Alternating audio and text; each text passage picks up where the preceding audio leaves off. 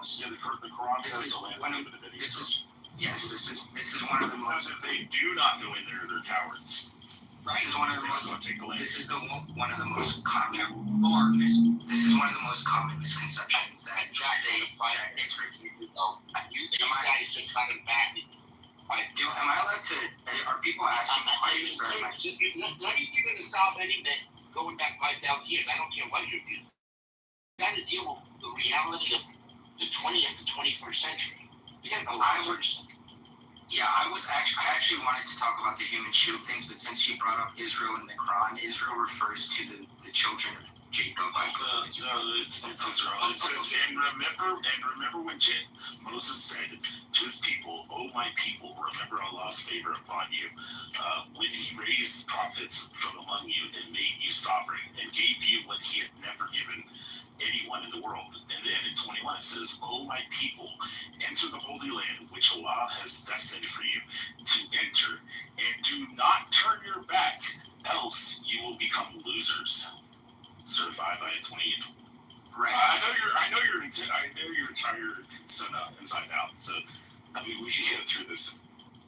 So you realize again, a good part of that world, okay, as was divided post World War I by Britain and France, post World War II by the United Nations. That there are incredible similarities, by the way, nobody ever talks about, between the creation, whatever you want to call it, Israel, Palestine, 1948, and the division of Greater India. Okay, because it was also a British colony. Okay, right? Was that messy? Absolutely. People die? Absolutely. That's the reality, unfortunately, of the way the world is. Okay? But you want to go back and now revisit the whole partition of India, too? I mean, seriously, because the similarities are amazing. Yeah, bring up some major point as well. Because of similar problems. I think that was back in 1946, and in the process there were 14 million people who were displaced. 14 million people who were displaced with the creation of Pakistan and India and what has been created there. There were 1 million people that were killed. Do we hear anything about that? No. Absolutely nothing. Do we hear anything about the creation of Jordan back in 46, which was part of the British mandate of Palestine? And it's supposed to be the second state. It's meant to be the second state. Do we hear anything about that? No. What is the population of Jordan now? There's about 70% of Jordan is people who identify as Palestinian from the British mandate of Palestine. Yet there was, you sound very intelligent, but you're intellectually dishonest. I've heard of all these things, and I think there's a simple answer. I think if you're trying to nail it down to one question, and essentially, hang on, before you go anywhere. Yeah. Do you believe? Yeah. Okay, great. Do you believe Jordan has the right to exist as a country today? It's a sovereign country, sure. Okay, so is Israel. So why do you have a problem with it? I don't think that a country that has a supremacist ideology where one part of the land has the right I don't think he's a revert to Islam. Hang on. It's really simple. Okay, I'm going to go back to this one. It's a simple one. Do you believe that Jordan has a history of better human rights than what Israel does? Does Jordan have a better? I don't think Jordan has done an ethnic cleansing on his people. It doesn't have leaders. The finance minister. Question: do you believe that Jordan has a better human rights record than Israel? Yes or no? Okay. Yes. The answer is unequivocally no. Your feeling, right? Your feeling about this really doesn't matter. Your thoughts about it and your ideas about it really don't matter because the facts talk for themselves. Because Jordan does not have a better human rights record than Israel. So why is it that you expend, and by the way, don't take my word for this. It's worthwhile having a look at some of the documentation which proves this. But you seem to have a fixation on demonizing Israel, delegitimizing its right to be able to exist, and certainly do have some double standards there. That's 3 Ds that I count. You know what that means? 3 Ds, right, brings you into the contest for being a Jew hater. I'm not saying you are, but that's generally the 3 things that are looked at. Just the It's not uncommon. Jordan, You could be reason that Israel is currently embroiled with the difficulty of the Palestinians living in the West Bank is because Jordan illegally removed their citizenship from Jordan. These were Jordanian citizens that Jordan engaged in a war against Israel, and when it was losing, disavowed the citizenship of the Palestinians in the West Bank. That would be considered an ethnic cleansing, a human rights violation. They abandoned their citizens. So explain to me, how is Jordan not a problem and Israel is? So Jordan occupied the West Bank during a time of war. No, Jordan had the West Bank as part of Jordan. It was the West Bank of Jordan. Yeah. So is It's not the West Bank of Israel. It's in the east of Israel. Jordan is east of Israel, yes, east of the Jordan River. So, and yet it's the West Bank. Why would that be if it was an Israeli issue? well, the really concerning to me Based upon its connection is to Jordan. it currently falls under what Jews claim is part of Judea and Samaria. So, when Herodias, or whatever his name is, the Roman guy, maybe he was Greek, they labeled the land using river to the sea, which has been a term that goes back thousands of years. Sorry, Those are the board. Pause for a second. I'm interrupting for a good reason. Sorry, hang on for a second. Just happening right now, there are more sirens that are going off. Almost all of Israel is under heavy missile attack from Iran. According to reports, dozens of ballistic missiles are on their way to Israel right now. That means 9 million people or thereabouts are currently in bunkers, hopefully safe. Haifa is being hit. Reports coming through from MDA that the north has been hit in a variety of different ways. This was expected to be able to happen. There are no reports at this point that I've seen coming through about American bases being attacked at this point in time. I think that might be a matter of time, hopefully not that. Look, can I ask of you, Josh, maybe to stay on point, can I ask people just to be respectful, even if I don't agree with Josh is being able to fathom this one time. Going on and on about issues is really not going to help the conversation in the optics either, so just keep the points really brief as well. I would like to finish at least one of my sentences, and I would, because it seems like I keep getting hit with these questions that are taking us off track. We've moved over several different topics now, and I haven't been able to rebuttal any of them because I just keep getting pushed to the next topic. So when I came into this room, I listened for a little bit, and then I heard someone talking about the human shielding thing, or how Israel doesn't target civilians. And he said, if anyone wants to come up and talk about that, go ahead and do that. So I raised my hand. So I would like to, talk about exactly what I said. So if you want to talk about that specifically, I'll ask you one question. Who is primarily, just listen carefully, is that Ion? Yeah, it's hard to speak when you guys have these dicks swinging contests about who's smarter. Nobody gives a fuck. We're about to go into war. Yeah, okay. Look, if you want to talk about dicks and swinging, okay, we can have a contest offline, that's fine. Who is primarily responsible for all the deaths in Gaza? Please answer the question. Okay, so I'll answer your question. Israel. Okay. Would you be happy if I was to prove you incorrect? I can just get to my point because I already heard everything that you're saying about the tunnels. Israel doesn't target civilians, but I have evidence and proof saying that that's not really the case. So we can put it.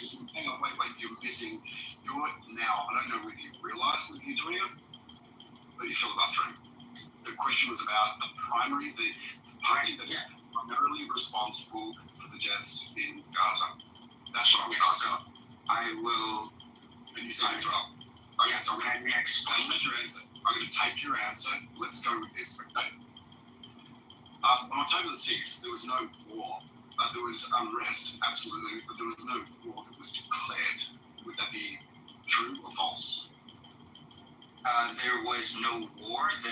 It wasn't a ceasefire either. True or false? There was no war. True.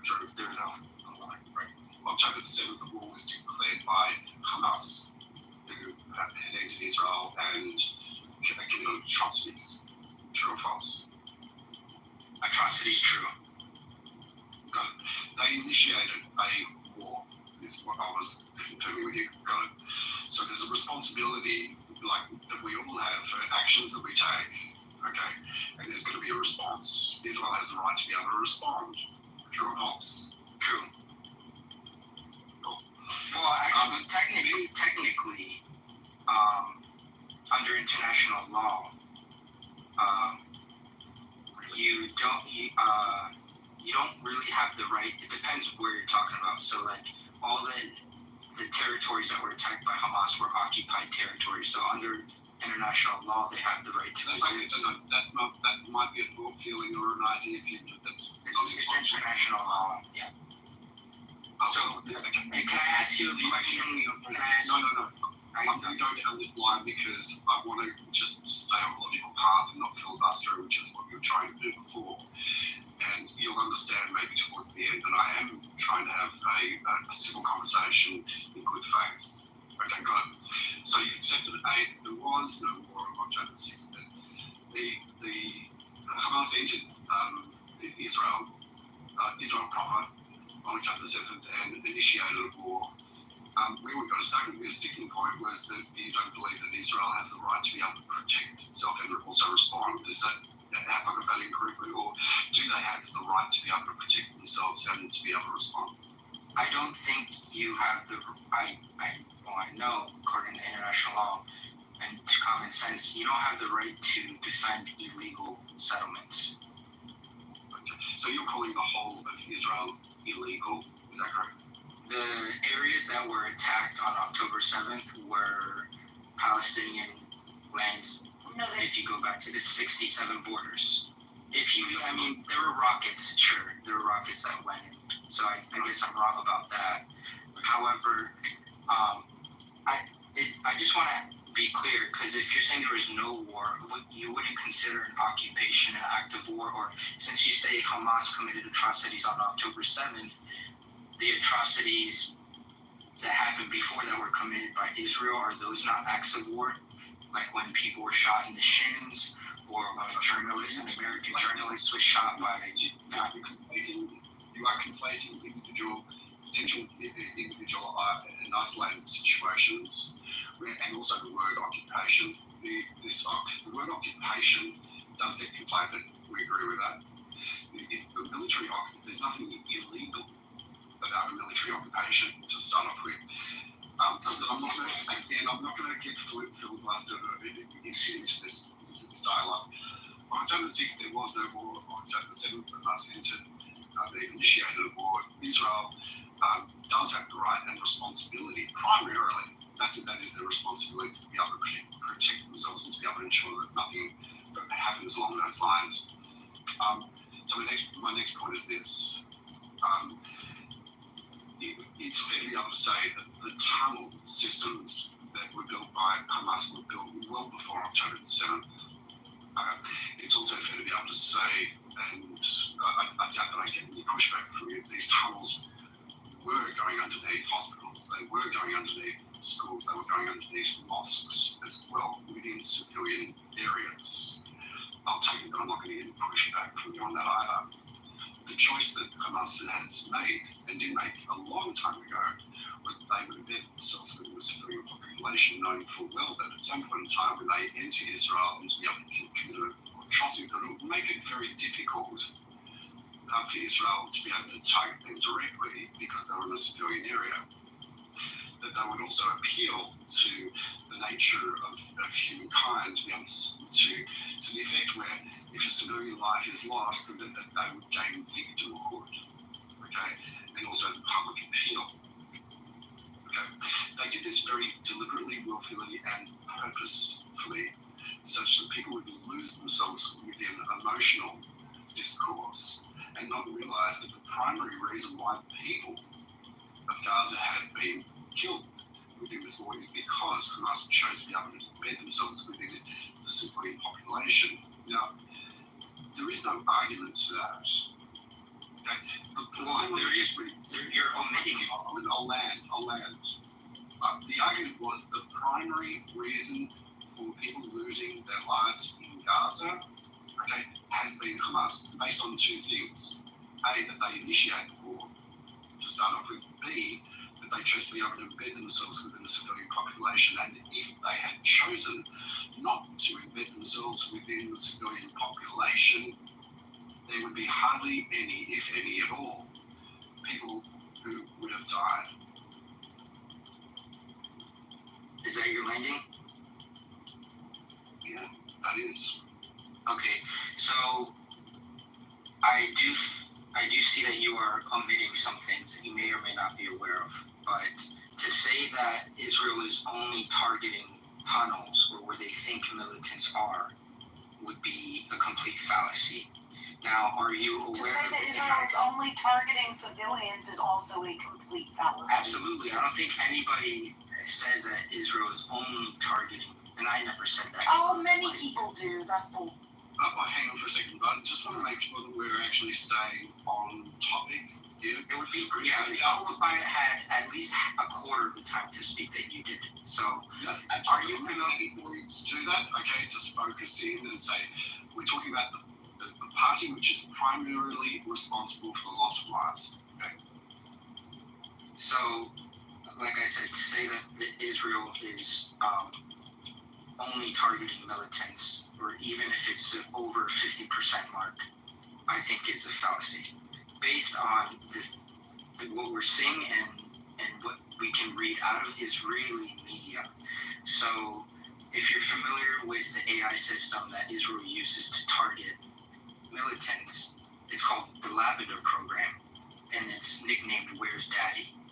Now, the reason they call it Where's Daddy is because Israel doesn't choose primarily to target militants on the battlefield. They use an AI system. Josh, you're going deep into things that really are not dealing with the point at hand. I'll explain why.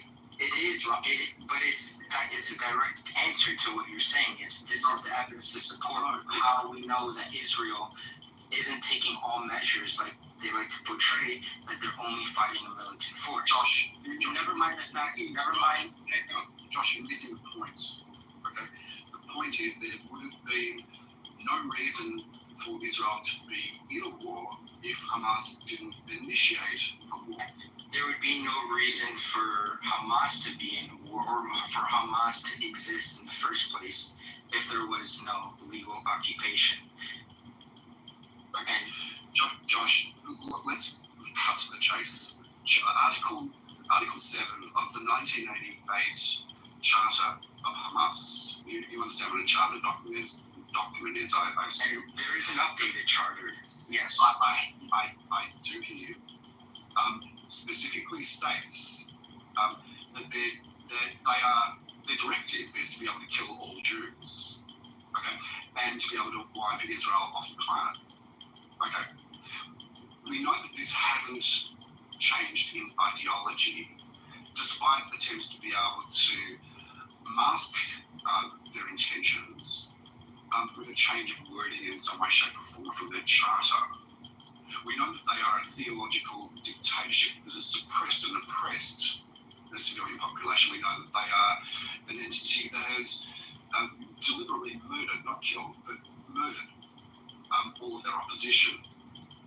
Yet again, you choose to be able to spend your energy, time, and thought process of how you can demonize Israel, which has elections, which the people of Gaza have not. And when I'm saying this, I can say hand on heart, I feel for the Palestinian people, and I would have liked for them to have had a two-state solution. And my voice, and what I'm saying right now, is the voice of, let's say, 85% of Jews around the world. But the problem is that when you get people who are Islamists, who are expansionists, who want to delegitimize Israel, it gets in the way of peace because you give air to these ideas that there is going to be no Israel, which is just absolutely ridiculous in itself. Okay, I can see, yes, I understand destabilizing a region can bring on theocratic and extremists and all that. But I want to stick to the point here because we were talking about the original question was, does Israel, or who's at fault for most of the civilians dying?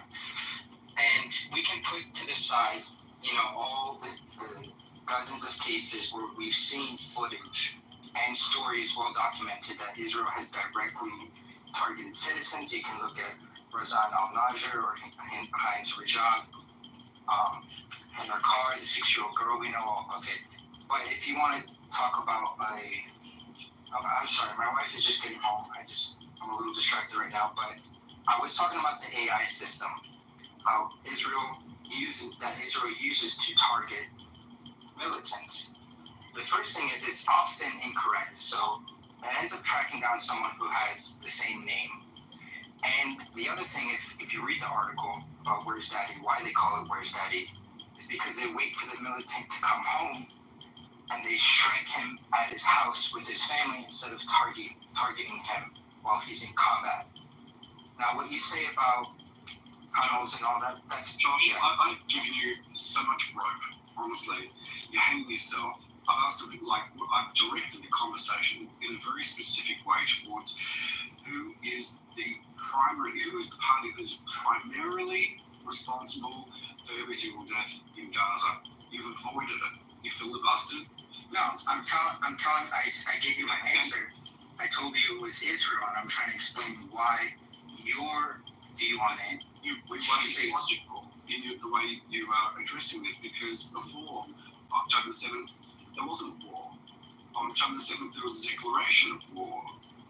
And Hamas has embedded themselves within the civilian population, knowing full well that there were going to be people who are going to die. There wasn't a kinetic war, and yes, and we can talk about what Hamas's expectations from October 7th were in a little bit. But what I'm saying is the way that Israel has carried out the war is not just a war of self-defense. It's a war. It's a different conversation. Do we understand each other? No, it's not. What do you mean? How is it not relevant to what we're talking about? How Israel targets its civilians? It's relevant to the overall topic, but the particular topic that I'm looking at, for some reason you want to, lose your sense about it, is who is primarily responsible for it. That's the conversation. Who is primarily responsible for the current kinetic war that is taking place now? I can agree that it's Hamas because they chose to take an action, no different than the Irgun or the Haganah decided to take action by bombing the King David Hotel, killing 82 British people, a few Jews, and several Arabs. And we are talking about asymmetrical war, by the way. So does Hamas exploit the idea of asymmetrical war? Of course. Unfortunately, they don't live in Ukraine where they can fight in acres upon acres of open land. They don't have an air force. They don't have tanks. Because they have these people condensed into 20. Would you have to be if you're going to go into a fight, okay, with somebody, right? And let's say you're 5'2", okay, and you're using your fist, and you pick fight with a 7'3" giant, okay, with a machete and a machine gun. Is that a wise thing to do? Well, I think Hamas thought a little bit ahead of that, and I think they saw the type of reaction. The type of reaction. So I think they had a plan A, plan B, plan C. I don't think they wanted to go to plan B or plan C. So if we can talk a little bit about October 7th and what one of the leaders of Hamas said the expectations were. I'm going to get that you are conceding to the fact that Hamas is primarily responsible for every single death in the area. That's where you take it. When you say every single death, you're taking it too far, because there's no reason or excuse for Israel to target civilians. You're missing out on the wording of my question. I said primarily responsible. There is a secondary level of responsibility, and we can talk about that. I'm talking about a primary level of responsibility. So when you talk about let me open that up, now, Josh. Okay. Israel has got a responsibility, okay, and should be held accountable for their responsibility in terms of ensuring that the minimisation of casualties within Gaza. Okay, that's a separate conversation. We can have that as well. I'm talking about primary responsibility. Overarchingly, there would not be a person who would have died in Gaza if not for Hamas's choices and their actions. It's as simple as that. That doesn't give an excuse for Israel to do what they do. And that doesn't give Iran an excuse to do what it's doing either. So what? Oh, exactly. Okay, so now, all right. So we're kind of getting somewhere with that when we were talking about smaller countries picking fights with bigger countries. Not an excuse for trying to murder Jewish civilians every. We can talk about Iran in a little bit, and I heard earlier. But you're so underinformed that is going to innately be a biased situation for you. No, I don't think so. But I could say this. I know you. No, I've actually invested. I actually have skin in this game, unlike you. So yeah. For you to say that I don't have skin in the game is an assumption of yours. So. And it's a accurate one. I would disagree. So. Oh, I'm sorry. Are you being hunted down? I didn't realize. Are you being hunted down? All over the fucking place. Shut the fuck up. That's my point. You don't know what you're fucking talking about. That's proof right there. Keep it civil, please. FYI, gaslighting. Okay, he's gaslighting. Just so you're aware. Hi, Michaela. How are you? Nice to see you. Fine. I would like to hear what he thought the Hamas's expectations were, what they thought the response would be when they attacked Israel. I would love to answer that without being screamed at. So there was an interview with the Hamas leader, and the first thing is one thing is for sure, they definitely intended on killing unarmed settlers. They definitely intended on kidnapping. Can you call them people, please? Call them people. What they are. Yeah. Civilians. Unarmed settlers are people. Call them civilians, because that's what they were. Not according to international Call them law. civilians, because that's what they were. That's my proof of your bias right there. That's proof of your bias. Hold up. I'm muting you, not because I'm disagreeing with what you're saying. Okay. Is my microphone, is it difficult to hear at the moment? Is it low or something? No, I hear you loud and clear. Okay. So, look, regardless of whether it's me, or whether it's Roger, or any other mod, okay, when I'm not speaking, this is what we do in here. We just meet up. Okay, that's pretty much what it is. Try and have a simple conversation where one person's talking out, everybody else is listening, not talking over each other as much as possible. I know things are going to be said and have been said in the past, but it actually can be quite triggering. The responsibility you have as an adult is to be able to hold back for the time being until the person's finished. If the moderator needs to be able to interject at any point in time, that's the prerogative the moderator has within this conversation within this house. It's pretty simple. Okay, glad we've got the ground rules out there. Welcome back, Sarah. Josh, would you like to answer? Keep it short, nobody interrupt you. And Paul, if you'd like to be able to respond, keep notes of what he said and just responding kind of afterwards. Thanks, Josh. So responding to Michaela, I believe, what Hamas's expectations were, and I'll try to keep it brief as best as I can. So according to an interview, they expected most of their fighters to die just crossing the wall. Now, I think most Israelis, and I'm not a conspiracy theorist or anything, but just coming from my dad's friend who's Israeli, even out of his own words, there was a massive failure on October 7th. Like, there were reports of the wall being touched and chips being activated at an alarming rate, like 1 or 2 nights before. And, Hamas knows this. They know Israel has really good intelligence. So they really did not expect that this attack would take Israel by surprise. They expected most of their fighters to die just crossing the wall. They did not expect to get in as deep as they did. Their objective was to take hostages as a bargaining chip. And I do not think that they expected it to go this far, whether it be Israel to sacrifice however many hostages it did, and the bombing, those that were killed in the bombing when Israel was targeting these structures. And I also don't think that they'd expect that the world would allow this to go on for this long. That the international community would condemn it, call for a ceasefire, call for peace, and then that they simply just wanted to have a prisoner exchange for the many prisoners in Israel that are being held. Many of them, sure, are criminals. Many of them are not, and many of them are children. A few of them are children that, tried to stab an IDF soldier with a little blunt knife, but many of those children are tried in a military court where they don't get proper due process. So, Josh, yes. I'm gonna pause you there because, well, first of all, I disagree with some of the things you said, but I think that we would be able to take each point as they come up, and I was asking for you to be able to make the points short, which you have done, so I appreciate it.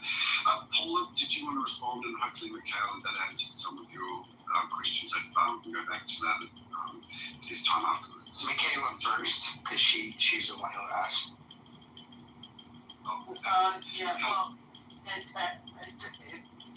Thank you for explaining what this one fellow has said, but I heard they have found maps and plans. They were trying to go even farther, and if their goal was to take some prisoners, they wouldn't have all been killed coming over the fence. The ones who did get through and took prisoners also massacred a lot of people. So what did they expect? They didn't expect to massacre people either? Look, if What did they expect the response to be to that? If I was the leader of Hamas, I would have made it a point, try not to massacre civilians, okay, Paula, and only, fight this IDF soldiers at the outposts that they were directed at, and take hostages of age, like adults, no kids. I think it's terrible that any children were taken hostage. But I can't speak for Hamas. I didn't put my parents in the garbage bag after they were blown to bits, so I can't really put myself in their shoes. And I don't think it's very different from Israelis who had their loved ones killed. Yep. Yeah, go ahead. Paula, go. Okay.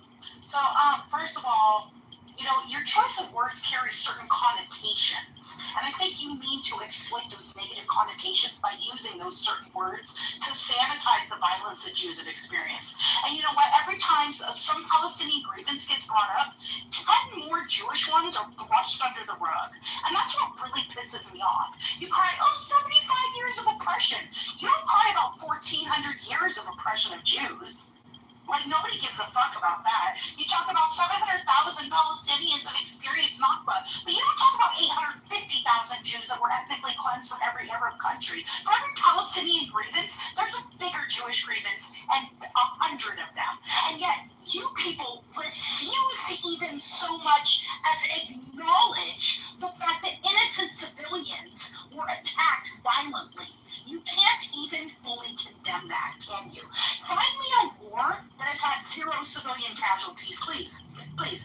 The fact that you're holding Israel to unreasonable expectations is genuinely, honestly, just disgusting. And the fact that Israel literally took out every fucking major terror proxy in the region surrounding it with major weaponry bases and took out most of Iran's nuclear facilities by itself, took out their air defense systems, is evidence that if Israel wanted to genocide Palestinians, they could have done it in a matter of days. That hasn't happened. So your argument is dying, okay? So what would happen, and how would that look on Israel if Israel did decide to genocide all the Palestinians, which, by the way, your Minister of Finance, Smotrich, Ben-Gvir, have said these things openly. I can find 100 Muslims, even 1,000, 100 Muslims or even 1,000 that have espoused genocidal rhetoric towards Jews, and for some reason, that doesn't bother you. Of course it does. No, it doesn't. It's evident in everything you're arguing, in the way you're arguing, and what you're arguing, and what you're arguing for and against. It's evident that it doesn't bother you. Israel exists because Jewish grievances have gone brushed under the rug for millennia, and we're done fucking justifying our excuse to live, and our right to live, and our right to self-defense. We're done. We have a military. We're gonna fucking use it when necessary. Get the fuck over it. Okay, so Josh, I'm going to have you respond, but I just want to speak to something that's going on in the chat, just to be able to clarify. This is Health Debates, and there are a lot of people who come up here, and I disagree with a lot of the things that are being said, and even Josh, I have highlighted by not attacking him personally, but attacking his points, how ridiculous his position is. And people are going to make up their own decision in terms of whether it's worthwhile to have these conversations. And if you don't feel it's worthwhile listening, then you're very free to be able to leave. I'm a strong supporter for humanity. I'm not anti-Palestinian. Okay, I'm pro-peace. So what do you think about Paula's profile picture that I'm the reason Muslim men prefer goods? Do you think that's appropriate? Is it appropriate that black people constantly cry about white people and constantly spew racist shit about white people? You're literally crying about reverse racism. Nobody gives. I was asking Rogue.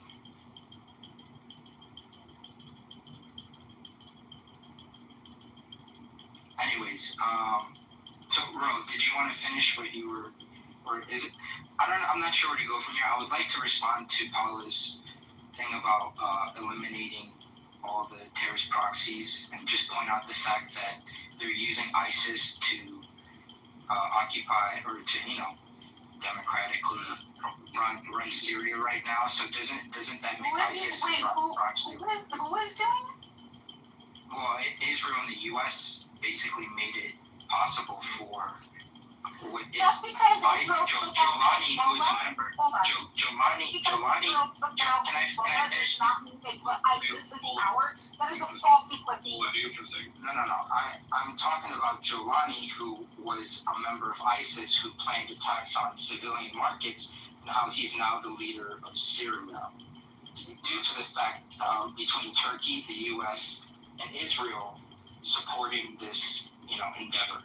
So you sort of highlighting that, you sort of miss out on certain other facts. There's plenty of other things. No, wait a second.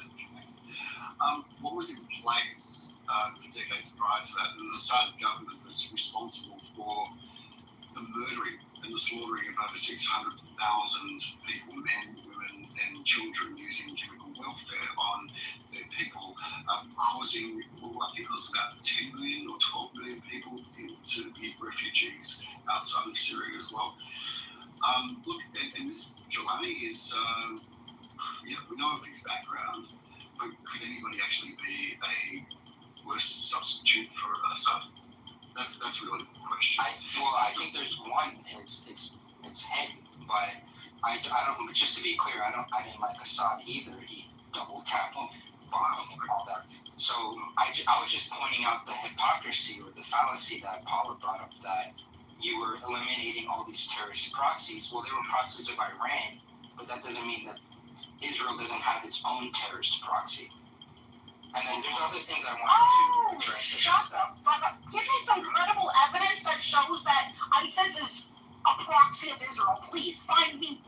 So Israel had, and you can type this in Google now, I'm sure it'll come up, but Israel has provided weapons and medics to ISIS in Syria to fight the Iranian proxies and Assad regime.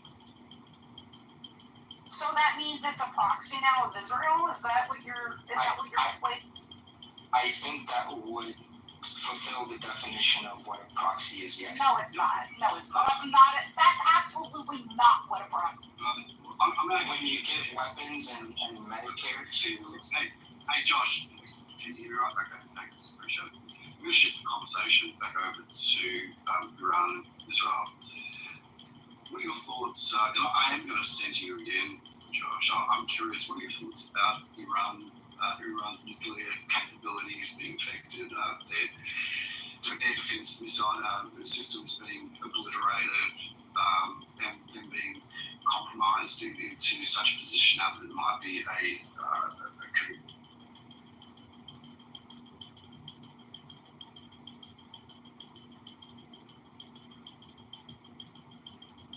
Josh? Yeah. I'm sorry, did you ask me a question? My wife was talking to me. You better tell your wife. I'm more important. This is more important right now. Yeah, I can hear that. I'm sorry. So, what are we moving the conversation? I mean, where do you want to go? I'm curious about your position in terms of Iran and Israel and America's involvement in neutralizing a nuclear threat to the region and also for world peace. So, this is one of my other opinions that I do not go soft on. I do believe reports showing that Iran most likely was not developing nuclear weapons. They did sign the NPT. Now, you can say they might be secretly developing nuclear weapons 800 meters under a mountain. But like I said, I don't go soft on this. I saw what happened to Gaddafi in Libya when he decided to give up his nuclear arsenal or his nuclear research, and he was toppled and sodomized within a few years. So I think that Iran should have a nuclear weapon.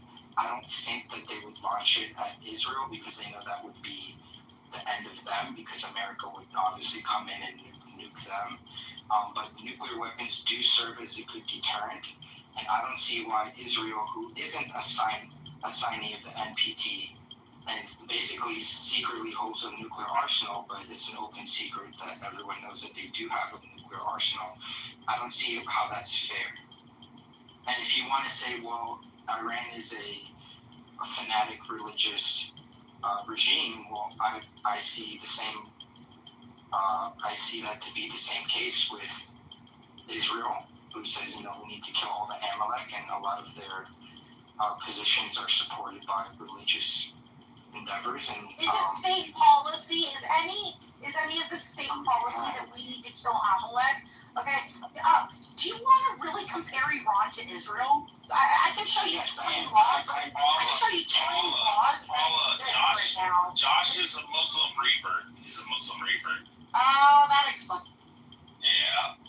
But I am Sunni, so I'm not a Shiite. That explains it. That explains it. That makes it easier for me to dismantle everything you believe in. Yeah. So, I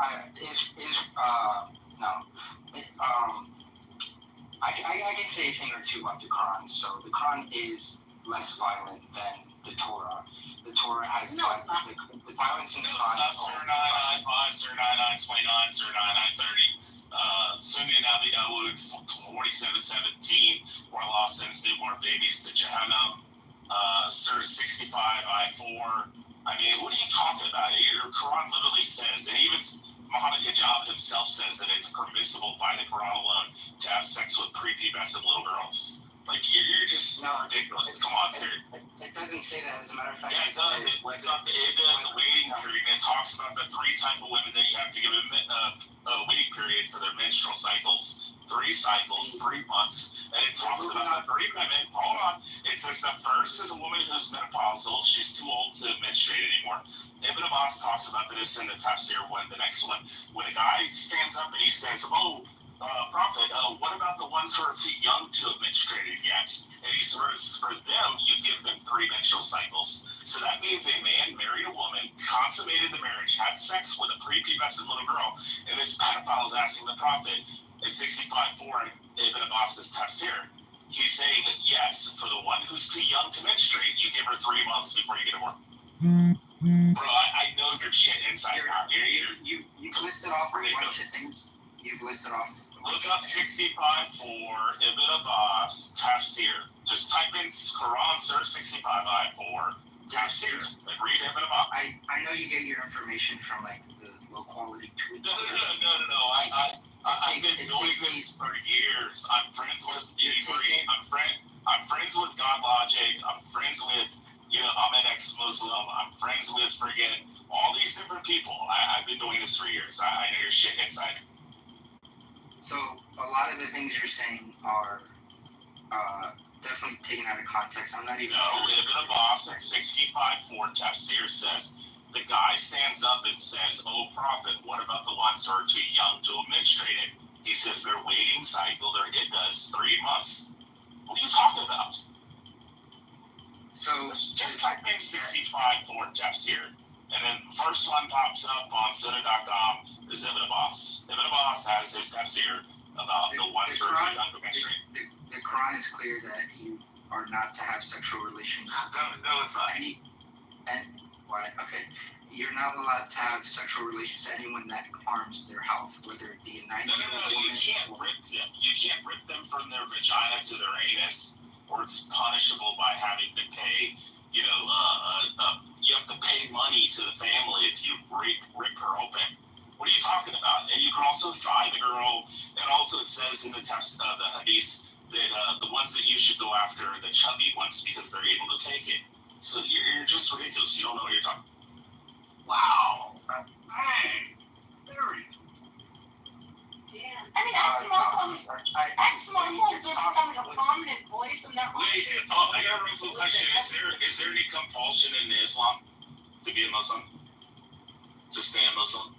Compulsion. If there is there compulsion, if you leave Islam right now, what's the punishment? I'm not aware of that. I don't know. Yeah, Sahih al-Bukhari, Volume 4, Book 52, Hadith 260, and it talks about Al-Ikrima. Ikrima says that Ali is in a neighboring town, and he goes to Ibn Abbas, and he says, Ali is in the neighboring town, and he's unaliving people, he's burning them alive. And he says, Ibn Abbas, what shall we do? And he says to this, the messenger, he says, go and tell Ali from Ibn Abbas, he says, go tell Ali, do not get the punishment that Allah gives in Jahannam. But if I were there, I would do as the Prophet, may peace be upon him, said, to unalive these people, to kill them. He's saying, don't give them the punishment that they get in Jahannam, the fire. It's Sahih al-Bukhari, Volume 4, Book 52, Hadith 260. You want me to read that again? So Sahih al-Bukhari, Volume 4. Sahih al-Bukhari, Volume 4. It's Sahih al-Bukhari, Volume 4. Book 52, Hadith 260. And it's narrated by Ikrima. I mean, Iran literally has no minimum age of consent, by the way, and so do at least nine other Muslim countries. Yeah, these people that you fear like God Logic are people I know personally. So I'm familiar with some of those names that you've said, and I've seen them in debates with Muslim scholars, and of course a lot of these things are rebutted and debated over. So I'm not like even as a Muslim. You can just read my name. Don't interrupt. Let me just. I'll let it. So, and as a Muslim, I'm not supposed to speak on things that I don't know fully about, but I've seen many of the things that you're saying, and I've seen them rebutted.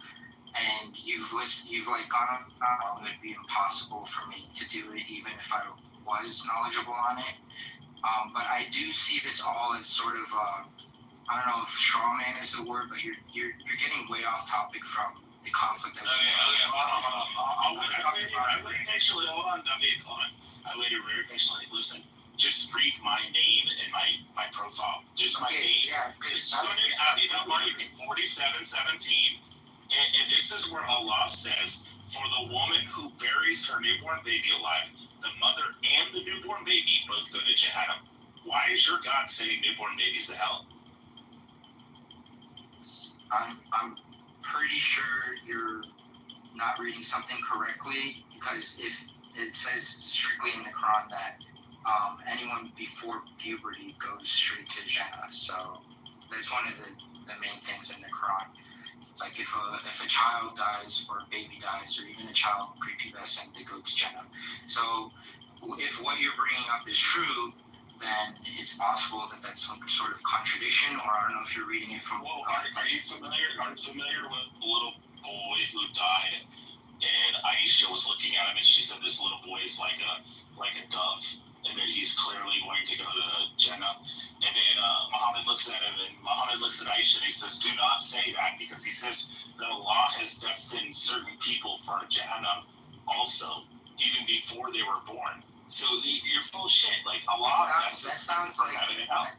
I mean, that sounds like Calvinism, which most That sounds like your hadith, bro. Go read your hadith. Look up Aisha. Look, at the end of the day, we can point to text all we want, but look at what's the reality on the ground. Muslim countries are known for human rights violations. Let's be fucking honest. Can I speak on a few things here? Okay, first of all, hi David. Yes, the age of consent is only 16, so you can have a 50-year-old fucking 16-year-old. That's pretty disgusting.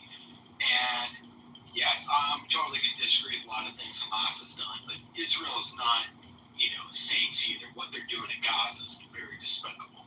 So, just trying to bash Josh over here sounds pretty hypocritical by a lot of you there. Just trying to bash him. Yes, Hamas is a horrible organization or a terrorist organization. You know what? A lot of actions that the Israel government has done recently against the people of Gaza is also considered terrorism. So, David, with all due respect, I love it when people come and talk about their ideas and their thoughts and their feelings.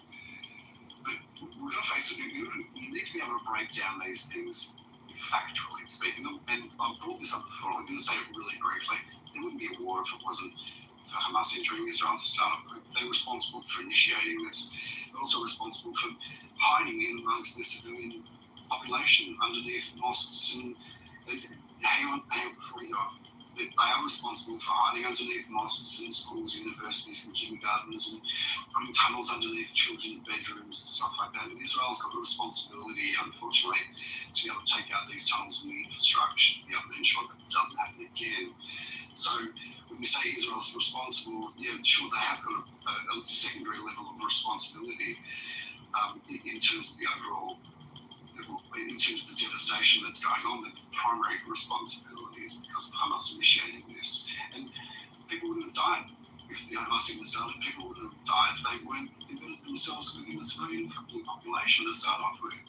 But they do have the responsibility to ensure that there are minimum casualties. Now, if you break down some of the figures, and let's say we'll use hypothetical figures, okay, because that's all we're working with at this point in time. There's no reason to ever trust Hamas, okay? But even if we say that, right, let's use their figures, let's say there's 50,000 people that have died, okay? Notice, for a start, that when it's reported by Hamas and the Ministry of Health, which is Hamas, BBC take it on, the United Nations have taken on as well, and other news agencies. There's never any mention of how many of these people are terrorists, militants, warmongers. They don't count as being casualties. We need to be able to call that out if you want to be intellectually honest. And then when you sort of divide that down, let's say that Israel, I believe at one stage, this is going back quite a few months ago, but there was a statement from a study that approximately 18 to 20,000 militants have been neutralised. Okay, so that would account for, 20 out of 50,000 because it's 40%. So there's effectively a 1 to 1.5, well, let's even be generous than that, 1 to 2 ratio when it comes to militants to militant combatants to civilian deaths. Now, this is urban warfare. Those numbers are unsurpassed. Okay, they are unsurpassed in any other type of urban warfare. Where do you get those numbers from? Well, like I said to you very carefully, right, that I was using hypothetical figures. The numbers that have been reported by Hamas are approximately 50,000 at one point in time, and also from Israel, and you can either believe it or not, it's either 18 to 20,000 militants that have been neutralised. Okay, I'm not saying that is the number right now, but these were roughly the figures that have been stated at one point in time, going back a number of months ago. Okay, obviously more people have died since then, unfortunately. But regardless, you're looking at urban warfare, a figure of between 1 to 1.5 to 2 right, is unheard of. You say there's atrocities that's going on. Sure, it's atrocious that there are civilian lives that are being taken. It's unfortunate. Do you think that Israel targets Do you think Muslim countries target civilians? Hold on. I'm going to ask you. If Israel had wanted to, they could have wiped out so many more people in such a short period of time. Okay? And I'm sure there are instances where individuals are going to they will need to be held accountable. Okay? Absolutely. Where there is an injustice, it doesn't really matter what side of the fence it is, there's a level of accountability that people have had to take. But Israel's gone to the extent of roof tapping, dropping leaflets, leaflets out to people, creating passages and corridors to make sure that people are coming through and that they're safe with a safe passage to get out of the way. They're telling people to get out of particular areas to make sure that there is minimization of casualties. There's SMSs and phone calls. Okay, Ron, I sent you something in your back channel which comes from US Stratcom. It's on the use of Hamas's Human Shield program. Thanks, I'll check it out. But look, I mean, I can go on and on. You can say that what's going on in Gaza is tragedy, yes, but it is not. You can put it in context. It's tragic that there are human life. It's innocent human lives that are being lost. Okay, it's another thing to look at the reason why they are being lost, and also the context of it as well. So I would like to add to the context that you're making it seem as though Israel drops pamphlets every time they do an airstrike when they do it a few times for like Josh, respectfully, I'm going to pass over to David to be able to respond. Marshall, thank you.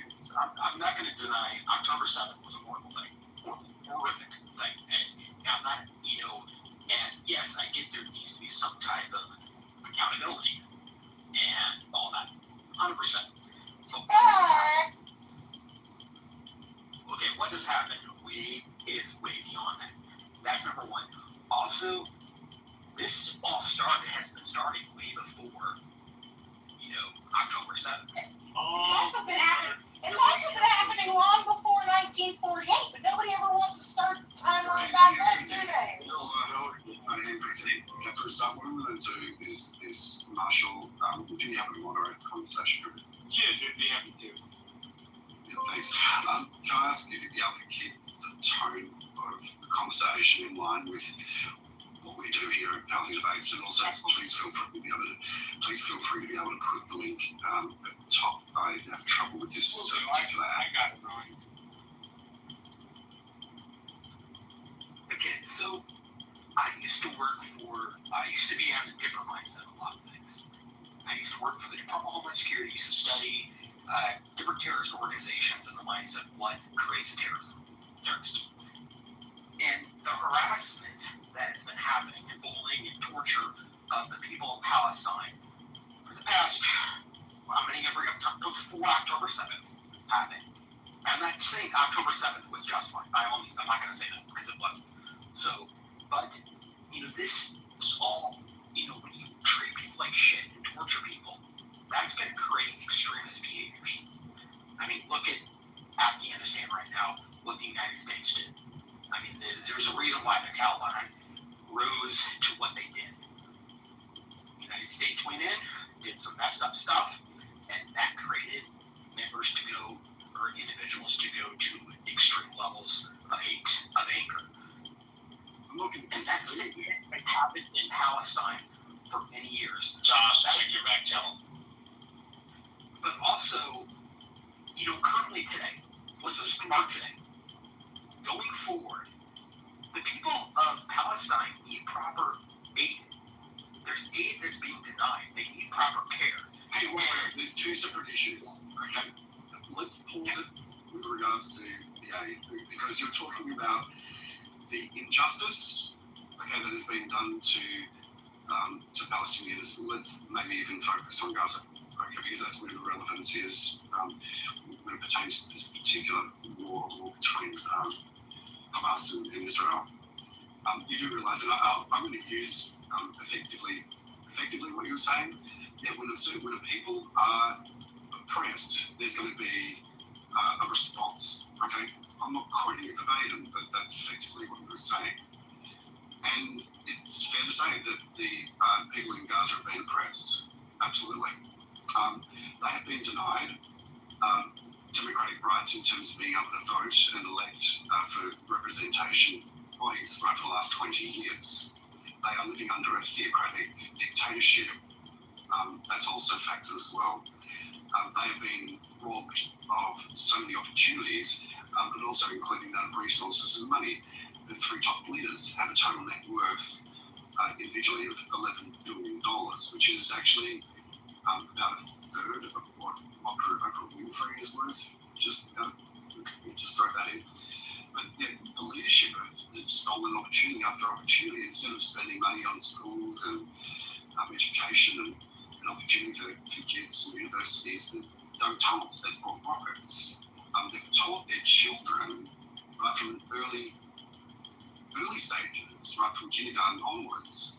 They've literally raped the innocence out of the entire generation by teaching them that their directive in life, right, to have a good life, is to be able to destroy Israel and to be able to kill Jews.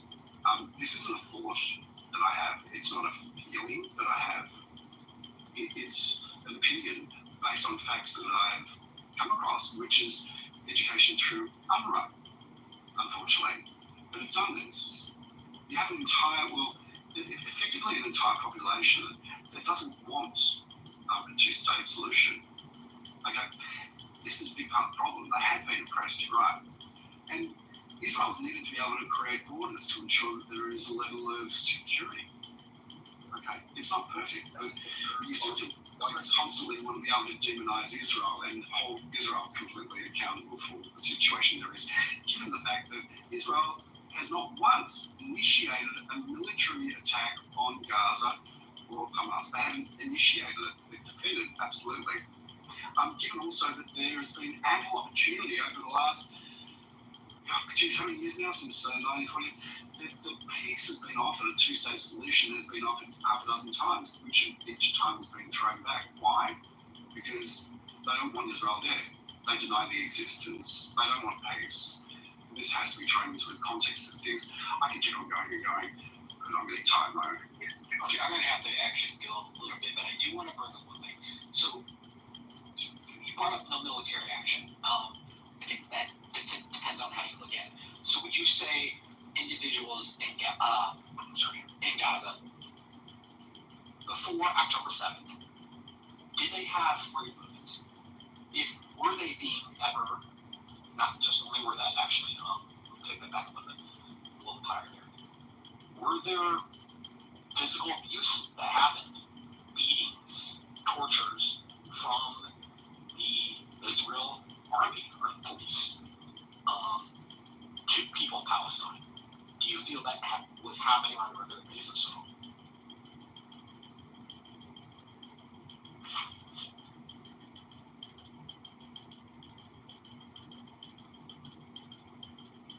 I just thought it would be helpful for the room to know what is at the top. This comes from NATO Strategic Command, and it's called Hamas Use of Human Shields in Gaza.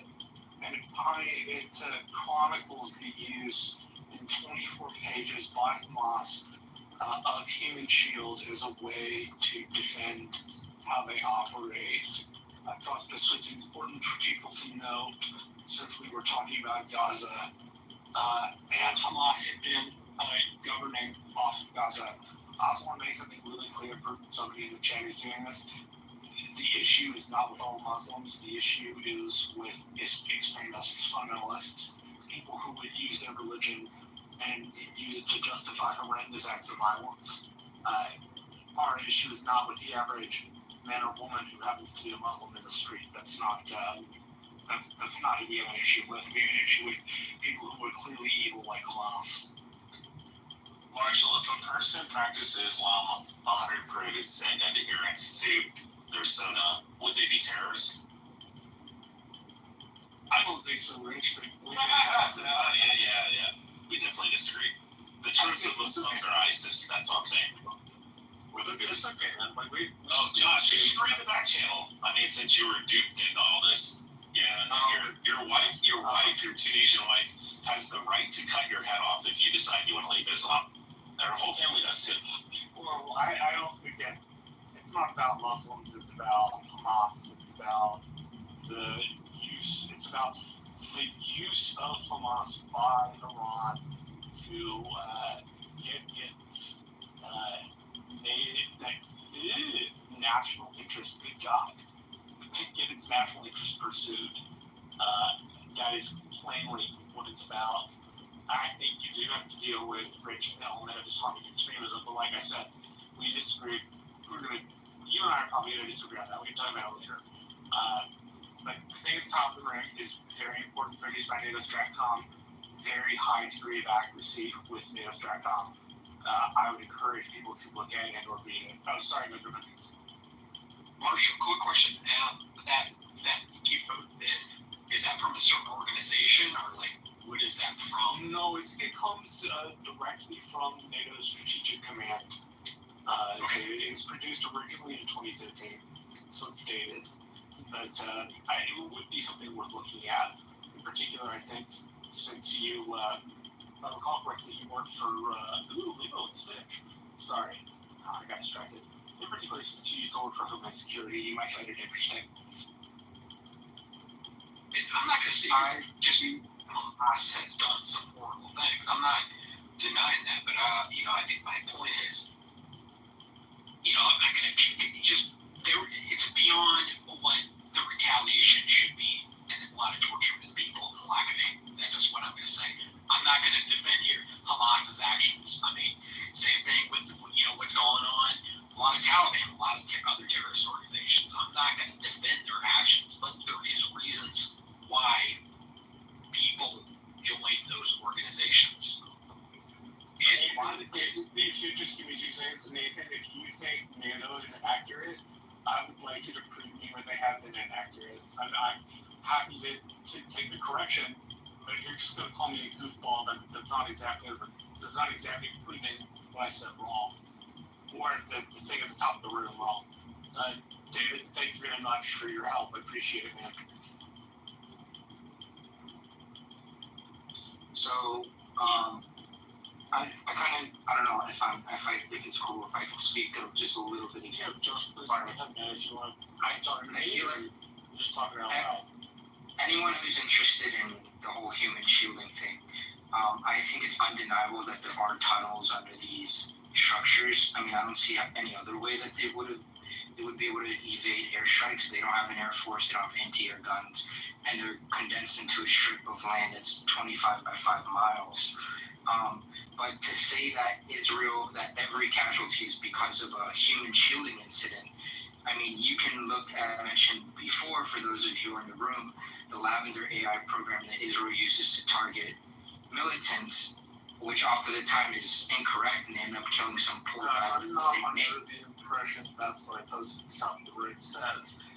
All it says, when you click on it, go to the link, and it takes you to stratcom.org, and it reads 1 through 24, Hamas use of human shields in Gaza. I'm sure it's a whole lot more information than I made it sound like. Maybe it's my fault for making it sound like there wasn't a ton of information, but it's a rather long document which should be read. I'm not saying that I haven't read it yet. I'm skimming through it now, but I'm just saying the general idea that we can use this excuse that everyone is killed because of human shielding, and not the fact that Israel often does target human civilians, and also even choose to strike militant in their home with their families. And then you look at many isolated cases which pile on top of each other. It's just not 1, 2, 3 isolated cases of them targeting journalists, or take, for example, the 15 aid workers that were gunned down a month ago, and then Israel tried to lie about it, but then they released footage, and then they tried to say that these guys were Hamas, but then that was proven false.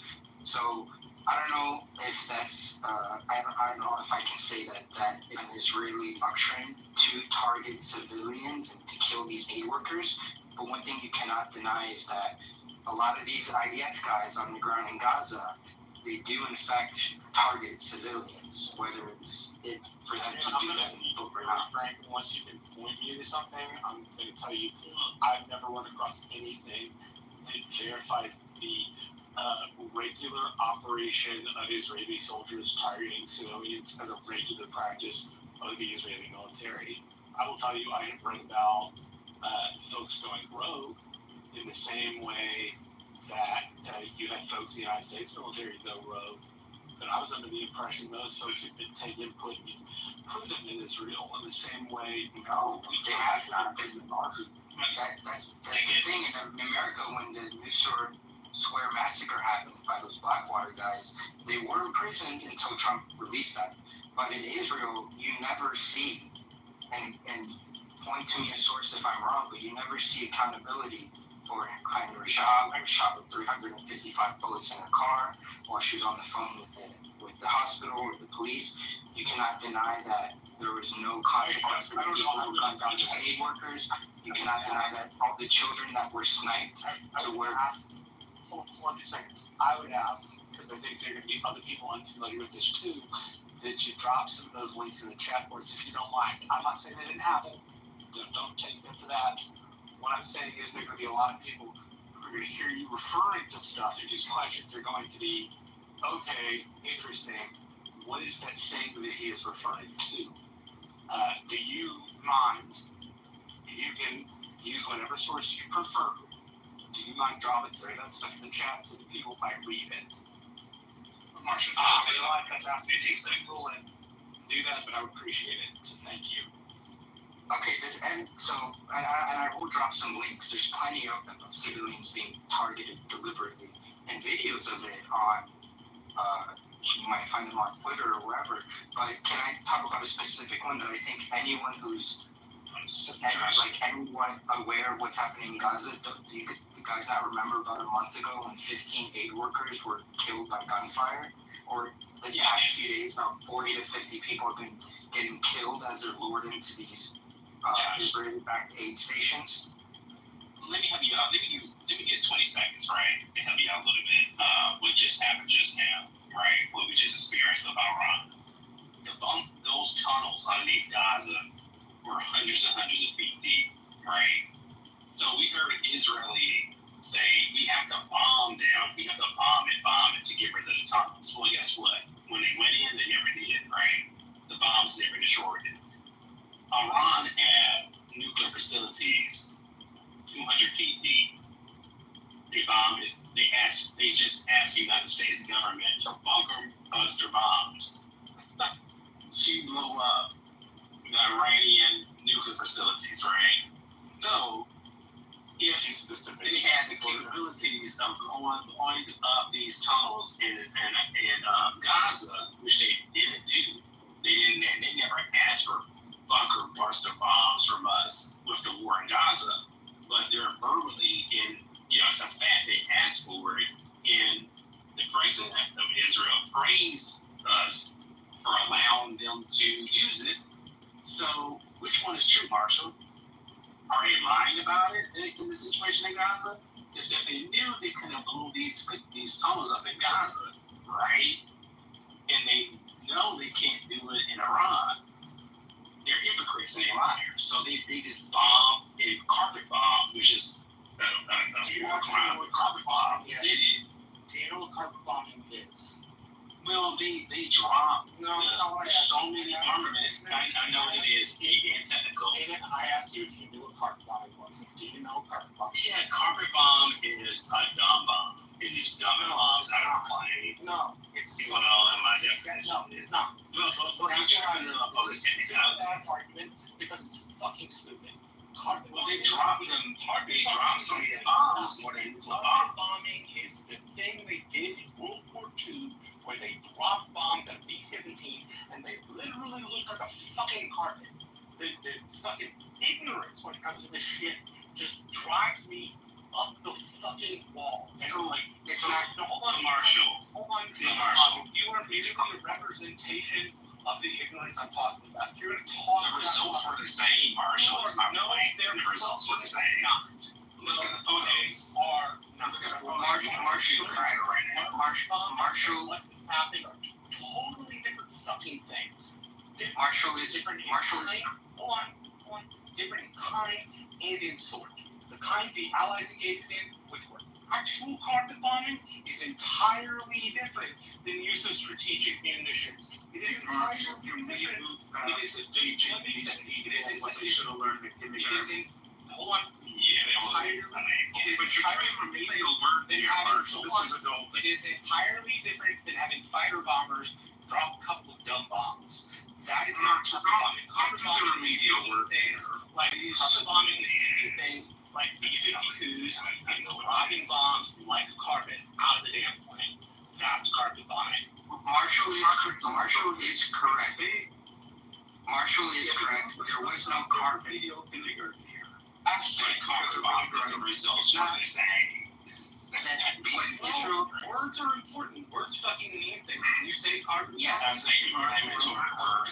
Let me get back to the main topic, because this is like a drag. The Islam thing. I think that I don't quite agree with you. There's I'm not going to be doing a merge. No. That's not a room I don't give a shit. This is not a room in which we make Islam the center of the debate. That's not what it fucking is. We're talking about Israel, we're talking about Hamas. If you want to talk about the crazy shit Hamas believes, that's fine. But don't push it on to something like 3 billion Muslims. It's not fair. It's not a conversation I want to have. move this towards the phrase, the total declaration of capitulation, right? Unconditional surrender is the phrase. So most wars, I don't know, you must know this, most wars don't end in unconditional surrender or even partial surrender. That most wars end the way North and South Korea ended, which is a calcification of the defensive positions. Now, the problem is those kinds of wars. Comparison. Armistices are different the way most wars end. Those wars that don't end in complete unconditional surrender create enemies. But weirdly enough, wars that end in unconditional surrender create allies, friends. Now, I was actually really encouraged to hear Trump insist on unconditional surrender. That is the only business to be in. That's how you make friends. That's how you free countries. That's how you move forward. And I guess I do hope that he doesn't talk out here, and that he gets to unconditional surrender, because that's the solution we should be looking for. Okay, so I just want to point out that Marshall is correct. You do have to be careful with words, but just because Israel wasn't Josh, you're going to drag us into kindergarten again. My main point was that I'm talking about distraction. It was a distraction from the main point. It's a debate tactic. I'm just going. We don't have to talk about definitions, doesn't he? We don't have to talk about that. Big ideas. You're going to talk about. You're going to read us the dictionary now. No,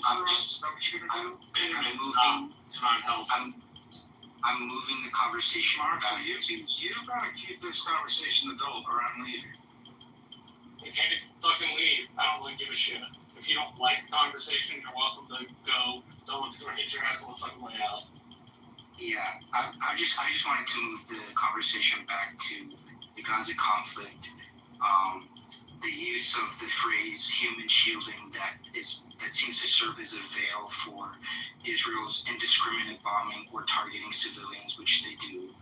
I'm not sure if you guys want to. I wasn't joking about those sources. Do you mind dropping them in the chat? All right, I'll take a few minutes break and I'll start dropping some sources in the chat. If you promise that we can talk about them a little bit. Yeah, dude, absolutely. Drop the sources. Let's talk about it. All right, keep an eye out for me.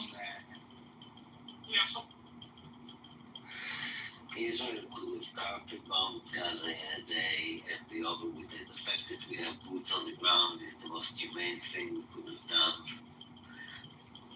to precisely hit the targets we need. Hamas is hiding behind civilians that don't wear a uniform, which is a war crime within itself. And that's it. That's all there is. How are you, by the way, y'all? Yeah, I'm good. We just had a barrage of missiles on Israel. 26 wounded. Oh no, that's not good. Yeah. Hey, Dave, I noticed you were trying to put something in the chat. Do you want to maybe quote it? Biden said that they used carpet bombing or something to that effect. Am I together? That's part of the quote. All right, orders, dude. I'm man. Right orders. But before you really cut me off, they dropped more bombs than the bomb.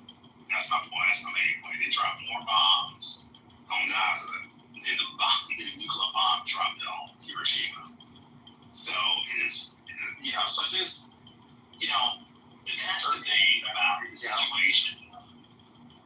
That's alarming. Should that alarm people, right? Not if you consider that something that was even more brutal was the Battle of Bay City in 1968. If you're asking whether I consider urban combat in general brutal, the answer is yes, but that's because it's urban combat. It necessitates being brutal. It gets even worse when you have Hamas using places like schools and hospitals and other places of public gathering as places to hide their munitions and their helps. Right? Like, that's obviously not very helpful. So help me, I'm gonna answer your question, help me understand. How many tanks and warships and fighter jets does Hamas have? I don't think that's the issue, Nathan. Hamas could have offered. I asked a genuine question. Please answer the question. Two. If Hamas doesn't offer unconditional surrender, then everything they need for their education is necessary. So it's a gang. Not So Hamas is a surrender gang. as long as they want. Israel has said themselves, the leaders in the current government have said themselves that even when Hamas is defeated or if they surrender, Israel still plans on occupying Gaza. And they want to relocate all 1.8 million people that are left to the Sinai Desert. They've talked about Libya. They've talked about Somalia, I think. So, and I don't think you can expect for Hamas to just surrender. These are guys that have been orphaned or they've carried their loved ones in garbage bags after they were blown to bits. I don't see why you don't reverse it and say, why doesn't Israel pull back the illegal settlements and release anyone who's being held in a torture prison without due process that were tried in a military court? Why does it always go the other way? Like, oh, Hamas needs to surrender, or Palestinians need to be well-behaved victims. The proxy of Iran, who has done things like blow up school buses full of kids for shits and giggles. It's a tactic that Hamas has used. That huge shield report at the top of the room. I grant you, it doesn't excuse the violence that happens on the Israeli side of the aisle. But if that's the way Hamas acts, it's not exactly like they're a government who represents their people. Granted, as I understand it, the initial draft was something like 40% of the population voted for Hamas initially, but they haven't had a representative government damn near fucking 15 years, something like that. Do you think that if the U.S. gave Hamas weapons, do you think they would need Iran? Like, do you think that Hamas is an Iranian proxy? Do you think that's a fair assessment? Do you think that's a fair assessment to people who, as opposed to just saying that they're allies? I mean, I can tell you the answer. I can give you the answer to that, Josh. If you actually had a legitimate two-state solution and you actually, recognized Gaza is its own country, then it would legitimize them then just driving fucking rockets into their fucking country and shooting like high-tech fucking rockets from China and Russia and Pakistan into fucking Israel and just fucking wiping people off the face of the earth more than what they already do. I mean, it would legitimize them to be able to do that. So because they'd be like, hey, we're a sovereign nation just like Israel. Israel can get rockets flown in from the United States. Why can't Pakistan land here at our fucking new airport in fucking Palestine and drop off fucking rockets from fucking Pakistan and China and Russia? And then we could really do some damage to the fucking Israels. Well, I can explain, Dr. Kim, you and I, since you went through the trouble of doing the research, I grabbed Reuters first. Can you start with that one? Sure. Okay, so bear with us, other folks. I'm going to go ahead and read briefly. This is from Reuters. August the 7th of 2025. This comes at 8:24 by Reuters staff in general, which means it's just a wire report, meaning it's supposed to be just an initial reporting of what happened. Israeli military says killing 15 aid workers in Gaza caused by, quote, sense of threat, close quote. Cairo, April the 7th, Reuters. The Israeli military said on Monday an initial investigation into the killing of 15 emergency workers in South Gaza last month showed the incident occurred, quote, due to sense of threat, close quote. It said it had identified 6 Hamas militants as being in the vicinity during the incident in the city of Rafah. In a statement, the military said it was conducting a more in-depth investigation, but the preliminary inquiry indicated the troops opened fire due to perceived threat following the previous encounter in the area, close quote. And the 6 individuals killed, quote, were identified as Hamas militants, close quote. The emergency workers were shot dead on March the 23rd and buried in shallow graves. The Israeli military initially said they opened fire after unmarked vehicles approached in the dark, but changed its account after a video emerged showing clearly marked ambulances and fire trucks with their lights coming under fire. A deeper investigation would be conducted in the coming days, and its findings would be presented to the public, the Israeli military said. The Red Crescent Society did not immediately respond to requests for comment. After the incident, the Palestinian Red Crescent Society called an independent international investigation and called for an international investigation and said, quote, the targeting of its ambulance convoy was a, quote, full-fledged war crime reflecting dangerous pattern of repeated violation of international humanitarian law, close quote. The emergency workers from the Red Cross, Red Crescent, UN, and Palestinian Civilian Emergency Service. So to the initial piece, which is the accusation, it sounds to me like they have an initial investigation.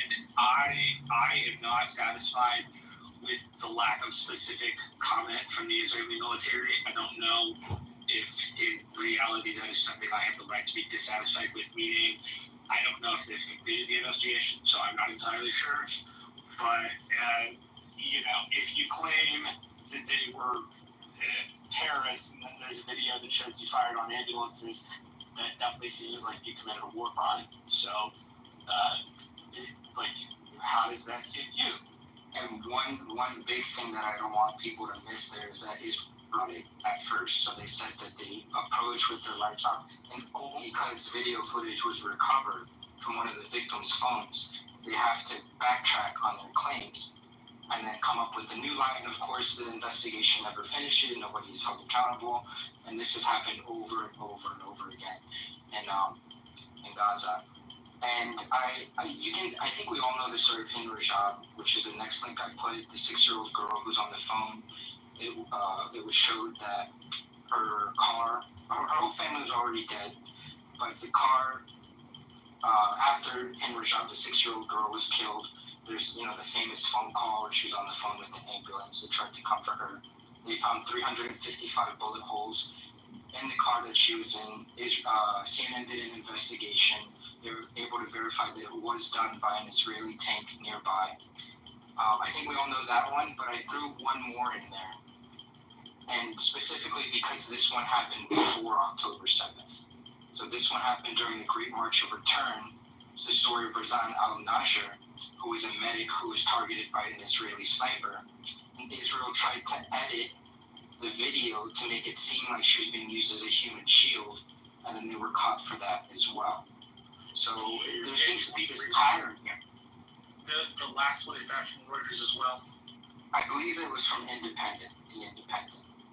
The Independent, okay.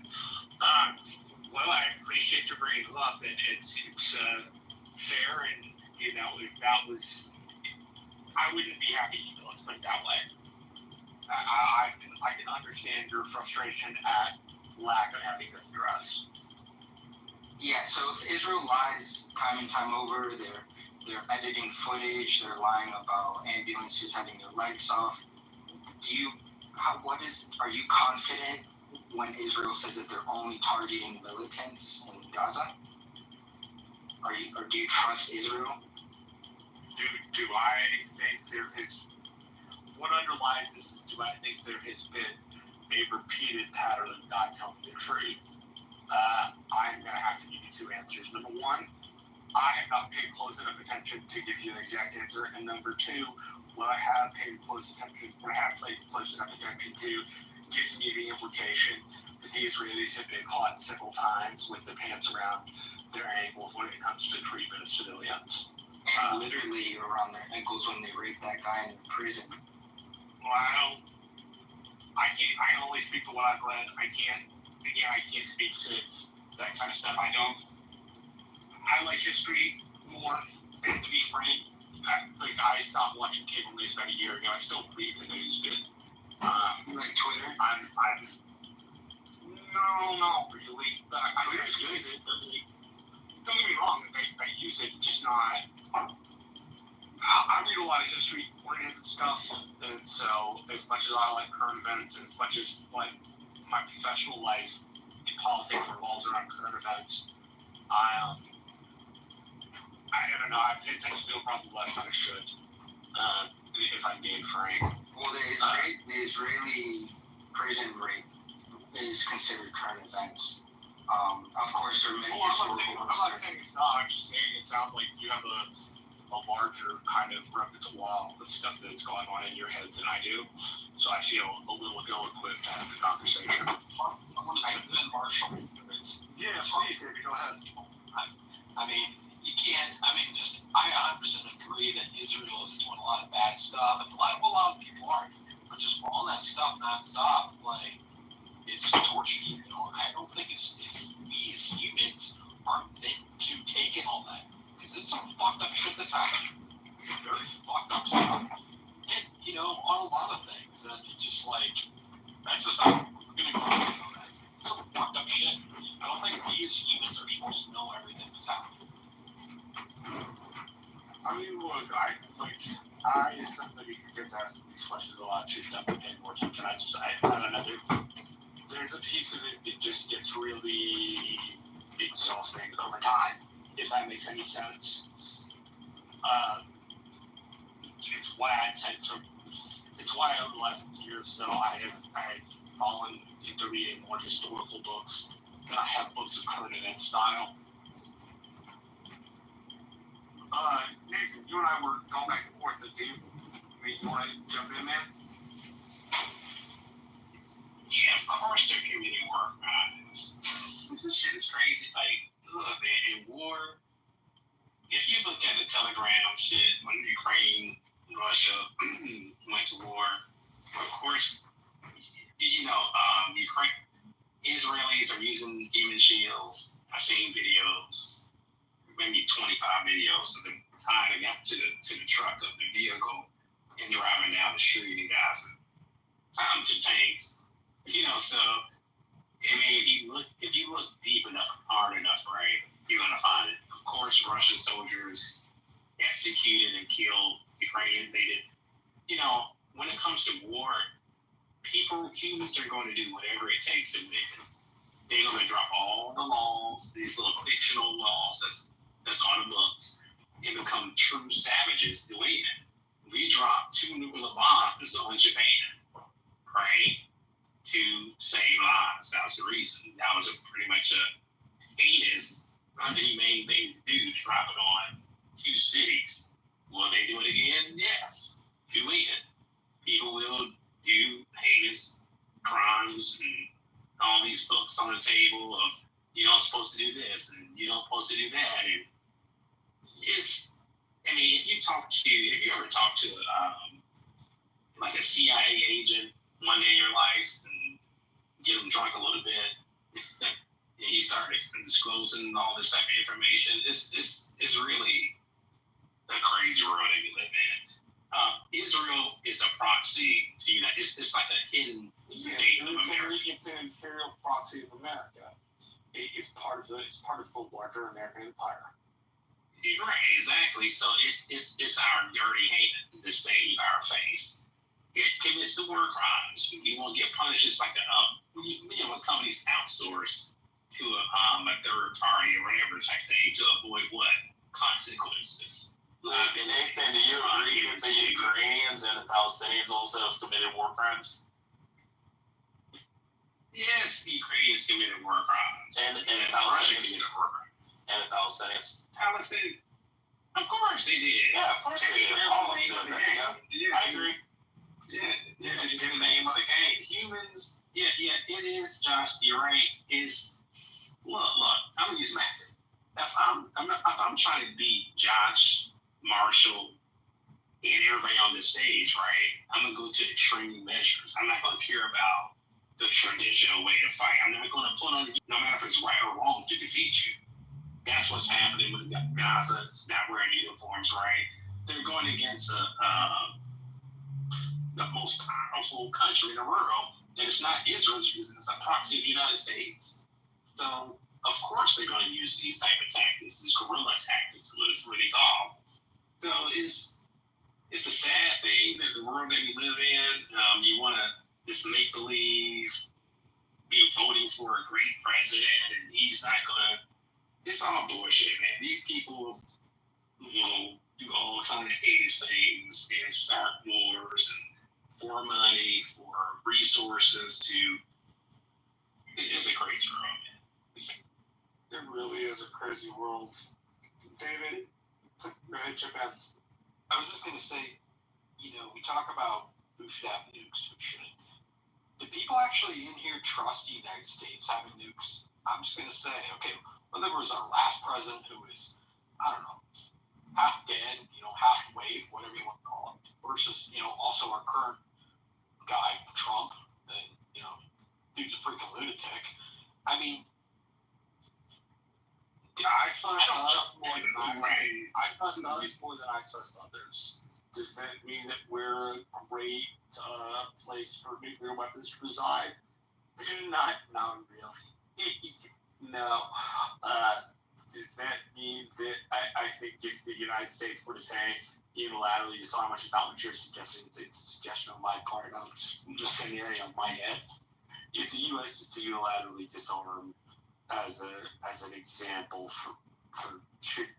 as an example, I can't think of another word for example. As a way to show people, hey, you can disarm too. I don't think other people having nuclear weapons and us not would result in a better world.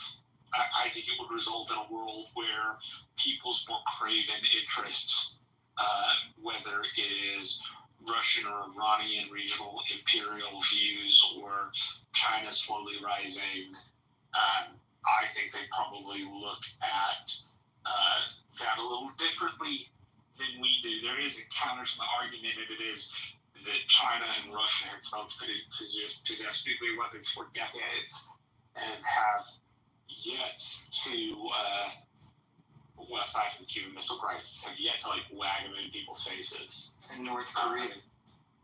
North Korea, that's a good example as well. What do you think about Israel having nuclear weapons, but also not being a city on the NPT? I think two things. Number one, I trust Israel with nuclear weapons. They have, much like Russia and China, proven that they're not going to go popping off the mouth and nuking Tehran because they don't like them.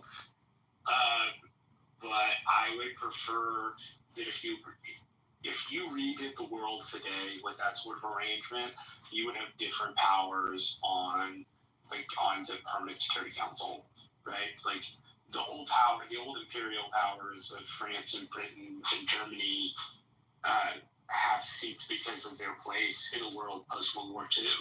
But if you were to construct the Security Council today, you would stick people like China, probably like Iran, on to the Security Council because they have nuclear weapons and because they've become bigger powers in the world. Now, that is different than what we have now. I think it's a little weird that they have nuclear weapons, but they don't have a seat on the council. But we arranged on post-World War II imperial powers, and the Israelis were not post-World War II imperial powers. If anything, it can be argued that the Israelis were like creating the state of Israel was a spoil of World War II. The Allied powers had the luxury to create the state,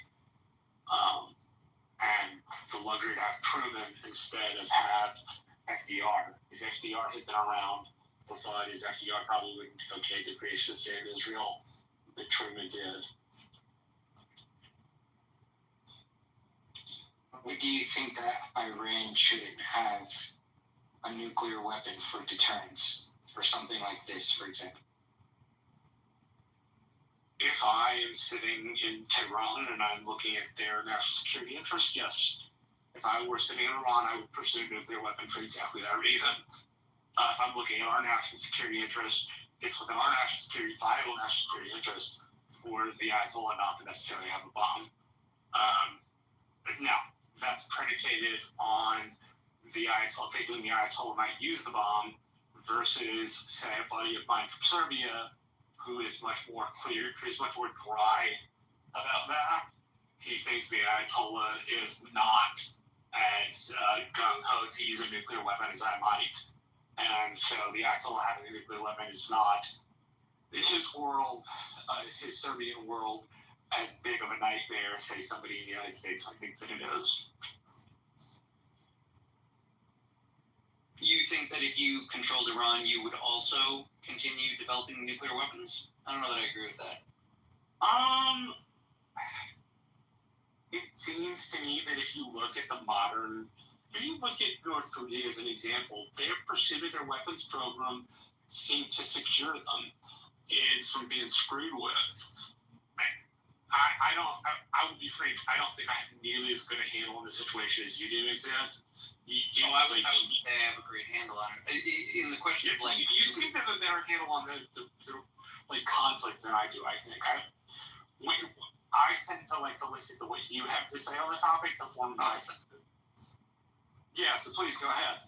Well, just in terms of the game of nuclear weapons, like, that's a scary game. Like, you are threatening the world that they should be ready for you to have the capacity to destroy large parts of it. And, like, even if you were to say North Korea was a success story, which I think it can be spun from, like, a North Korean perspective, that it is a success story, how they got their nukes and how they were able to pull the world to heel as a result. I wouldn't say that, like, North Korea is in the best situation. Like, North Korea started in a state of war, right? That part of their country was annexed. The rightful king declares that this is a rogue state. America wants a South Korea. So, like, they were continuing their nuclear weapons as, like, part of a war effort. I don't think Iran is actively engaged in a war, except maybe against, like, the people that they put down to maintain the regime. And, like, nuclear weapons, especially with, like, a diaspora population that's talking shit about you 24/7, like, it just seems like it's inviting a fight. Like, I could hear the argument for nuclear energy, I guess, but I would, like, be very clear, like, to the international world, like, no, we're not doing anything with weapons. I would bend over backwards proving that we were nowhere close to anything that could be thought of as a nuclear weapon, and I'd have that evidence, like, published as a live stream on the internet as, like, a safety to prevent any kind of attack. I feel like that's a better deterrent, because, like, all of the treaties, all of the what's it called? The blockades that we've done on Iran. It's founded on the Revolutionary Guard being like a rogue terrorist state that causes shit. But like with weapons, that's an entity that has to be responded to, especially if they get close. Israel really like highlighted that like the simple fact of Iran not being able to control its airspace makes it just a question of time before someone says, yeah, we should take what we can right now. And I think that if you didn't have the nuclear weapons program, I mean, that's just the future. With the rise of AI, you know, the scientists who died in Iraq. Yeah, I mean, every country is gonna eventually get it. I'm not sure I agree with that either. Man, the scientists who got wiped out, I'm pretty sure they wrote down, you know, a lot of engineers and nuclear scientists, these, you know, Iranians went to school for this type of thing, right? And just because you kill one scientist, it's just the age that we live in, and data is so rampant that they're going to get it, and the other country's going to get it too, right? The question is what you're going to do about it, and how can we have diplomacy? You know, everybody has a gun, right? You know, that's basically the analogy. You have a gun, I got a gun, now what? You know, go from there. You're going to blow each other up, or... It's not as simple as just getting a gun. Yeah. Because a nuclear weapon, both the development of and the delivery of, requires organization and infrastructure.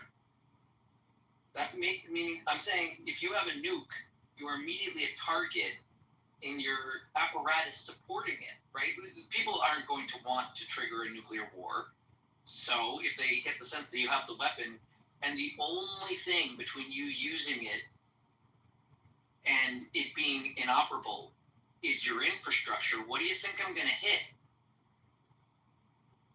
Yeah, but you know what North Korea president said, and I forgot his name, Jim Kuhn, whatever his name is, the new guy. He said, yeah, I don't know if he said it specifically, but I heard it in the news somewhere. He said that, well, we could just give Iran some nuclear bombs, right? And there it goes. But even if Iran had nuclear bombs today, maybe they do have it. Maybe they do, right? They're not the idea that they're going to use it and get annihilated. Even if they use it against Israel, we have submarines in the ocean around that area to blast Iran off the face of the map, you know, off the earth, if they actually do use it. So they know that too as well. Just like North Korea. We know damn well Iran ain't no threat at all. Yeah, it's amazing too. Come on, man. Like, for real, really? According to Iran would the U.S. soldiers that they killed. Okay. So let me ask you a question. Mick said, Roger and Rohan, let me ask you a question. Has anybody looked at the proximity to Tehran, where the United States actually bombed these nuclear assets? You said where? Like the proximity between Tehran and the sites, like Fordrum? Right. It's not that close, because Iran is a big country, so it might look close on the map, but I don't think it's that close. By the way, I don't even believe it. Yeah, I believe that the closest bombing was within like 68, almost 70 miles from the city limits. So it's not like we're looking at that. I just wanted to add context. Like, it's not like we're looking at, you know, urban warfare, where like the United States is bombing, you know, somebody's skyline. You know what I mean? So, I mean, if you go to other sites and the multiple sites as the media is unfolding, you know, you have some places that are 127 miles, like almost 200 miles away from the city limits. Well, that's what the U.S. bombed. Israel was bombing apartment buildings and collapsing tall buildings.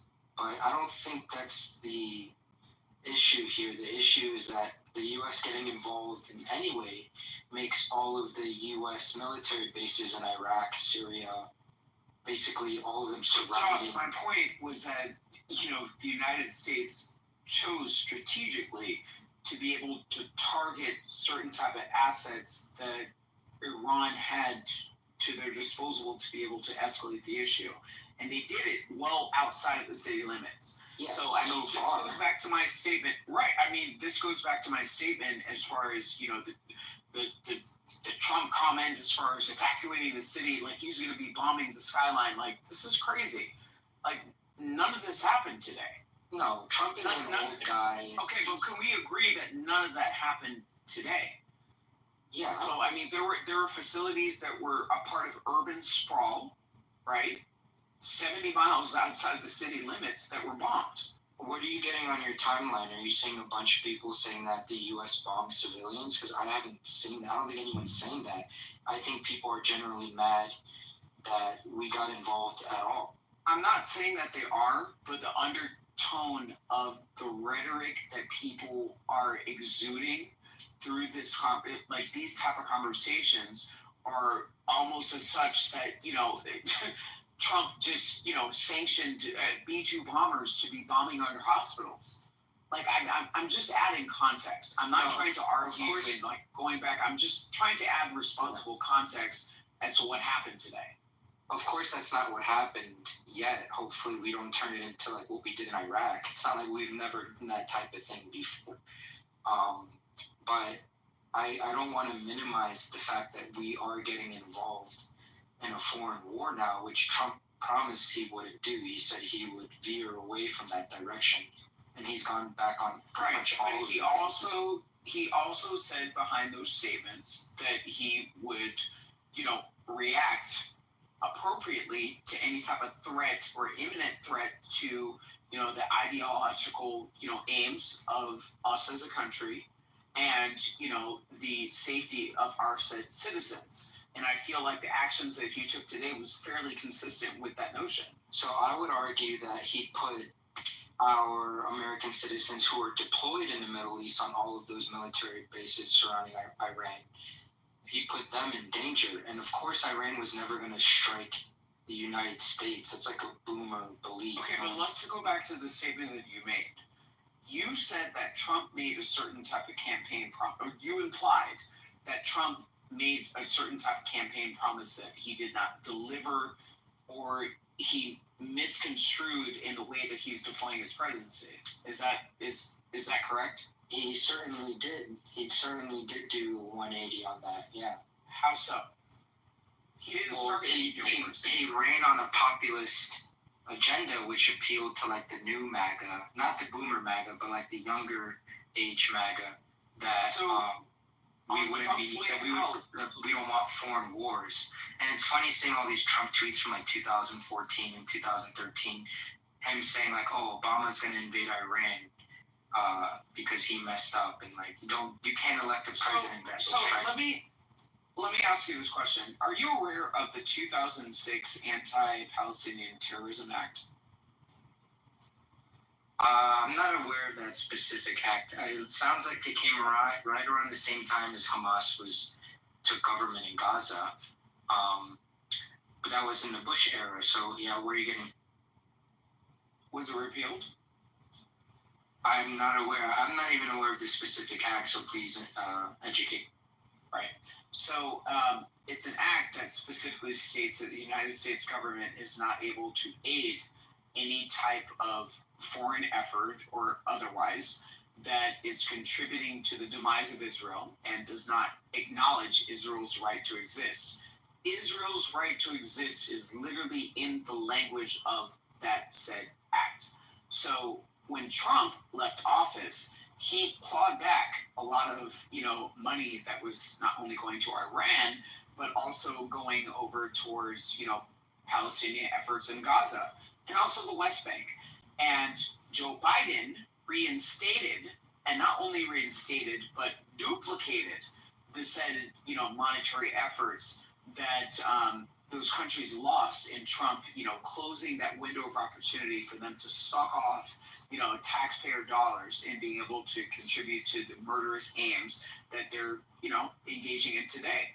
So again, follow the money. When you look at Trump in his certain statements, as far as saying that, he's not going to engage ourselves in any new wars. Yeah, he's right. But a lot of people didn't hear or didn't pay attention to, because again, when people hear their confirmation biases, they stop listening to things behind that.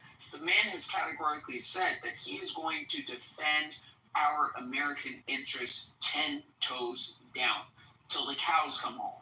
So the fact that that message wasn't actually heard behind the gotcha moment that a lot of Democrats try to, play in the fact that Trump is now bombing people and he promised not to get us into a war that, quite frankly, Joe Biden started. Let's not do this. Let's be very deliberate, and let's be very specific and intellectually honest. Right. So the notion that like Iran wouldn't have money to send to their allies if Biden didn't retract the sanction, I think is a little silly. But again, we're on two different sides of the lane here, so I don't see how Israel is. Are you American? Yes. Hold on. Let me finish speaking. Great. No, I'm an American. Hold on. I'm going to let you finish. But again, it's not a gotcha moment. I'm asking the fact that, you say that you're an American, but then you also say in the same breath that we're on two sides. He's a Muslim. He's a Muslim. Shut up. Rich. He's a Muslim convert. We already said he's a convert, Adams. Yeah, so Americans aren't allowed to be Muslims, I guess. Okay. Yeah. So wait, hold on, because I was saying. You're an American, right? Yes, I'm an American, and that doesn't mean I have to support war crimes that Israel is doing. So you brought up the 2006. You're an American citizen. Like you can actually go to. Yeah, I was born in Miami. Both of my parents are Cuban. I mean that's not America, but we can question that. Miami is America. He was born in North Cuba. Yes, that is exactly. Pretty much. Born in the bodega in North Cuba. And I know that sound like Florida. And I can argue that Cubans are more conservative and patriotic than most Americans themselves, which I am not though. So true of a lot of people, especially Catholics. Yeah, and the ones that when a war starts, you gotta go back. Makes sense. But we have issues. That was the only. You feel like minorities, carry a monolithic card, to where they're on the same page. And I'm telling you, bro, like this is where we have issues. Like listen, I get where you're coming from with that, but at the same time, that's not how the shit, rolls down the hill. It's not. I've seen women in Miami, okay, Cubanos, okay, that throw on a blonde wig, okay, marry a white dude, and all of a sudden they're saying, the craziest shit about freaking minorities. Like it's crazy. Yeah, and a lot of Cubans do blonde hair. Josh, can I ask you a question? Yeah. Can I finish answering the doctor? Yeah, go ahead, Josh. So I just want to pin down on one point really quick. Come back to me for the question. Absolutely. Who is that, Mixed? Yes. Okay, give me 2 seconds. So you brought up an act that says we have to work in America's interest, and I say I don't see how Israel always serve American interest. I get that there are military outposts for us. But that's not what the act says. That's not what the act says. No, but no. My comments as far as American interests and the preservation of American interests was predicated on my comments on the sentiments of our current president.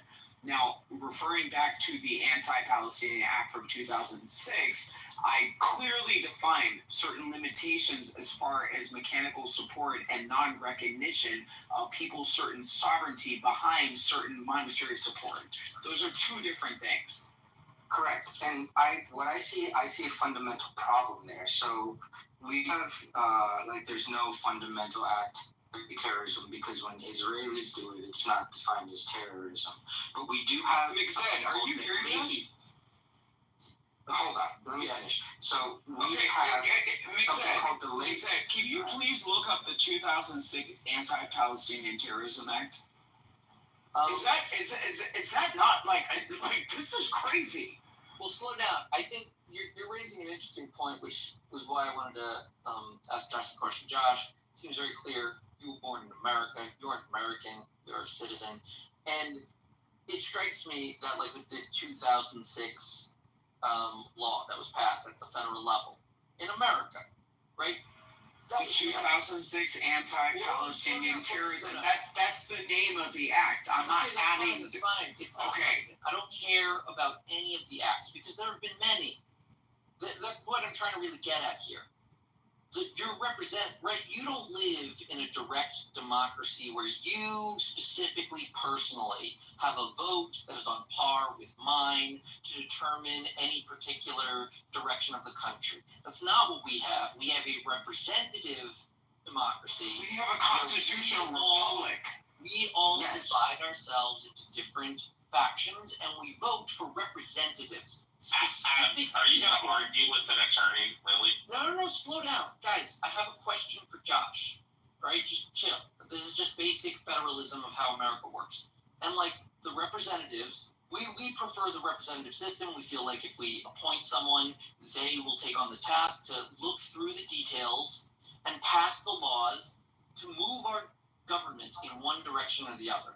We trust these representatives and we distrust them because we have free media and we can criticize them and we can replace them. But the main thing is that they have a name and a phone number and an office that represents every single citizen of America, including you. My question is, with all of this like Palestinian protesting, which is against every single decision that our elected representatives have decided to pass into law. All of it. Have any of them, and in this, I really mean you, have you spoken with your representative as to why you're wrong? Have you tried to convince him that the Palestinians are the ones America should be backing, not the Israelis? Why is it that I am filled with the discourse and the dialogue of everyone explaining how inane and stupid America is when our representatives are all in the phone book? Every single one of them. There's not a single English-speaking American person on this app that couldn't call their representative and discuss this issue personally with them or their office. My question is, have you spoken with your representative, and what did he tell you about why America does not back the Palestinian movement? So, Mixed, I actually put in the chat the Congressional Archives. So I'm not, citing a news source. I went straight to the Congressional Archives. Yeah. If you can read through that. That means, just to clarify, the published documents of all American citizens as determined by their elected representatives.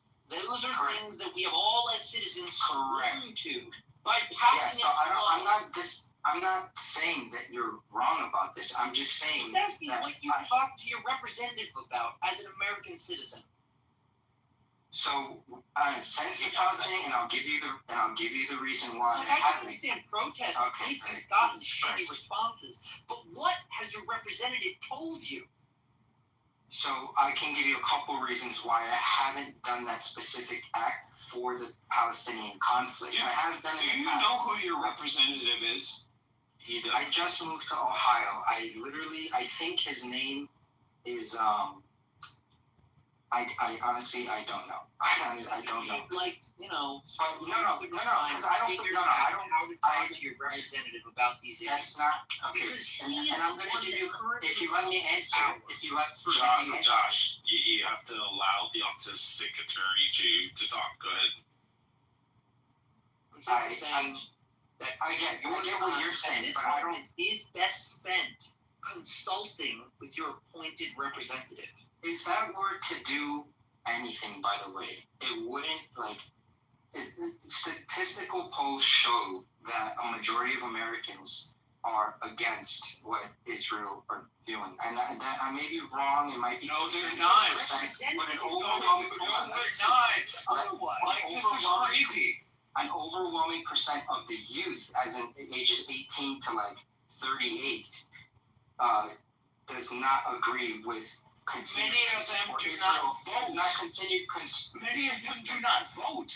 That's not a voting block. Honestly, that has nothing to do with what I'm saying. What are you talking? Like, this is crazy. I'm not talking. You want Josh? Do you want an answer? 4 different questions. A Harvard CAPS Harris poll in May 2025 found that 77% of Americans across all age groups support Israel over Hamas. Thank you. Look at the word. No, look at the word. Okay. Government versus government. Look at the and the wording and all these polls always have Israel versus Hamas. They always And why am I seeing so many protests? Wait, have you hold on, Josh. It would be impossible. So I have a question for you, Josh. Josh, have you read No, I have 2 other questions I have to answer. Have you read the AP poll from 2023? Because the first surveyed people in the West Bank and they're supporting Hamas. Rich. Just let him. Go ahead, Josh. Yes, I have. And an overwhelming support. Because it is innate for Palestinians to support Rich. Allow him to finish. Rich. Okay, going to the doctor. Jesus Christ. Shut up. Rich. Going back to doctor. I think you... Doctor.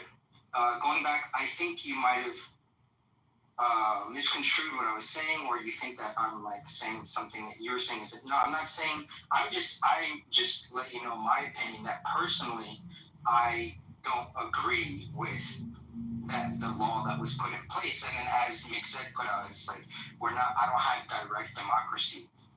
It's not like Switzerland. What law? Slow down. No, hold on. Mick said, hold on. Okay, wait, hold on. Not law. Hold on. For one, for you to say that you didn't agree with it, number one, you didn't know that it existed until I brought it up in this room. Number one. Number two, you have not had an opportunity to fully read through it. Okay. I was 7 years old. Okay, it doesn't matter. So again, using the whole age excuse, like, Stop. Let's look at the facts. Stop being emotional. You talking about you're 7 years old, you didn't get like a Talkman for Christmas. Listen, I don't care.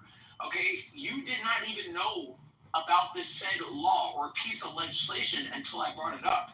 And you certainly did not have enough time in that time that I brought it up from now, to be able to read it. Okay. So why don't you just read it and just understand that you don't know exactly what the fuck you're talking about? Okay, and just let it go. I know because I know. Hold on. No, I get to speak now. Because this is like crazy bullshit right now. I never said that I know of this law. I said after you explained it to me, it. Go ahead, Mick. Okay, so Josh, all I wanted to redirect you to is I don't want you to read the law. I don't think that you should. You're not an expert. You don't know where it is. And frankly, you were not at the meetings, the discussions, the investigations, the hearings, the evidence that was presented. The audio's all in there, bro. Go ahead. Slow down. Josh, what I want you to do, the reason I'm directing you to your representative and I'm telling you that this is not a direct democracy and that your particular vote does not equal my particular vote on any given topic that the American government decides to pass laws about is because you are in a representative democracy. It is a better system, right? It's not bad news that your vote is not equal to mine. You don't know shit about this topic. That's partly what we're discussing here, how you don't even know about this law, how long this conflict has been going on, the different parties involved. chosen its particular course of action, but your representatives have. They're being paid to do that. They're being paid to consult generationally with all the other people that have been doing that in the same building for the past 300 years in America. Correct. Understand? I understand. I They are the that. experts, which is why I don't understand why you're coming to this conclusion rather than making use of the amazing technology of representative democracy. Josh, What conclusion? Stupid fucking bureaucracy designed to work for you, and you mire yourself in the idiocy of your own shit. I didn't draw any conclusions because you guys haven't let me speak. What I was originally saying to Doctor Look up the numbers for your I was originally okay. I will, and then the guy who gets paid by APAC to throw my Josh, stay focused. Yeah, I wanted to talk about the Leahy Law. So the Leahy, because now you're bringing up a bill from 2006, which I didn't know about this specific bill, but it's common sense to anybody to know that we don't fund. When this law was passed, I was taking my SATs. So again, I'm a lot older than I look. You know, it is what it is. But listen, looking at this specific law, is it not very clear? Have you had an opportunity to actually read it? Have you read the Leahy Law? Have you had an opportunity to actually read this law? From what you explained to me about the law, and I will read it, just like out of spite. What from the wording that from when I said educate me, right? Because I wasn't always acting like I knew everything. I said educate me about this specific bill. And basically, this summary that you gave me is something that I kind of already knew, that we don't fund people who fund who we label as terrorists, which is why I disagree with it fundamentally. Now, my disagreement doesn't mean anything, really. I'm just one person who can write a letter to my representatives. But the original point that I was trying to get to is we have a law that says we are not allowed to provide weapons to a nation state that is committing war crimes. That's we not do what that that law anyways. says. No, the Leahy Law says that. That's the not what Leahy that law says. The Leahy Law does say that. Not what that law says. Okay, then look it up. Use ChatGPT, whatever retarded app you want to use. What is the Leahy Law? ChatGPT? I went to school. So again, that's not what that law says. Did you read the Leahy Law? That's not what that law says. So the Leahy Law says that we are allowed to provide weapons to what? To use it to a nation state that is committing war crimes. So again, military aid is greatly different than actual aid. That is given indiscriminately, for which we cannot prove the source, the direct funding, okay, and the end-all result as far as where that money is actually going to. Those are two entirely different things. We give Israel money, and so part of the problem the reason why Doge was so attractive to a lot of the American public, very congruent to what I just said. There's a difference between giving people military aid, and giving people, America didn't give military aid to Gaza, right? America gave funding to Gaza, and a certain type of, auditing of that said funding is exactly what Elon Musk and Doge tried to do, as far as, understanding exactly where is this money going. So again, the Leahy Law and the way that you're trying to frame it in the perfect world, it's a small world after all, like that freaking ride on Disneyland is not the way that things are playing out on a geopolitical stage. People are accepting money under certain notions and misusing that said money into nefarious purposes. And again, the Leahy Law is not going to speak to that in the same gotcha moment as you saying that the United States is trying to funnel money into it. What are you doing? No, you're confused. We are giving weapons and funding to Israel, both militarily and regular aid, to Israel, which Israel is committing war crimes. So it's in direct violation of the Leahy law. So these laws that you are talking about, I guess my original point that I was saying is they don't really mean much if we decide to do it anyways. I'm not talking about funneling money to. I'm pro-Palestinian. I don't know if you got that so far. So the Leahy law says you cannot give aid. Well, of course, I got that. You're inherently misguided, on a lot of geopolitical. So policies. are you okay with the fact that we're in direct violation of the Leahy law as Israel is committing war crimes? Where has that been proven? That Israel is committing war crimes? Where? Is that a joke? I mean, were you in the room earlier so the room decides, where Israel is committing, war crimes? No. So I never said that. You want me to tell you where Israel is committing war crimes? What legal doctrine is war crimes, charged under? Geneva Convention is one of them. Okay. So under what court? The ICC, International Criminal Court. It's in Belgium, I think, or Netherlands. So let me ask you this. What set of a legal body actually defines the framework of those said international laws? The ICJ, the International Criminal Court of Justice, which time and time again has said that Israel is committing war crimes. According to who? According to the ICJ. According to who?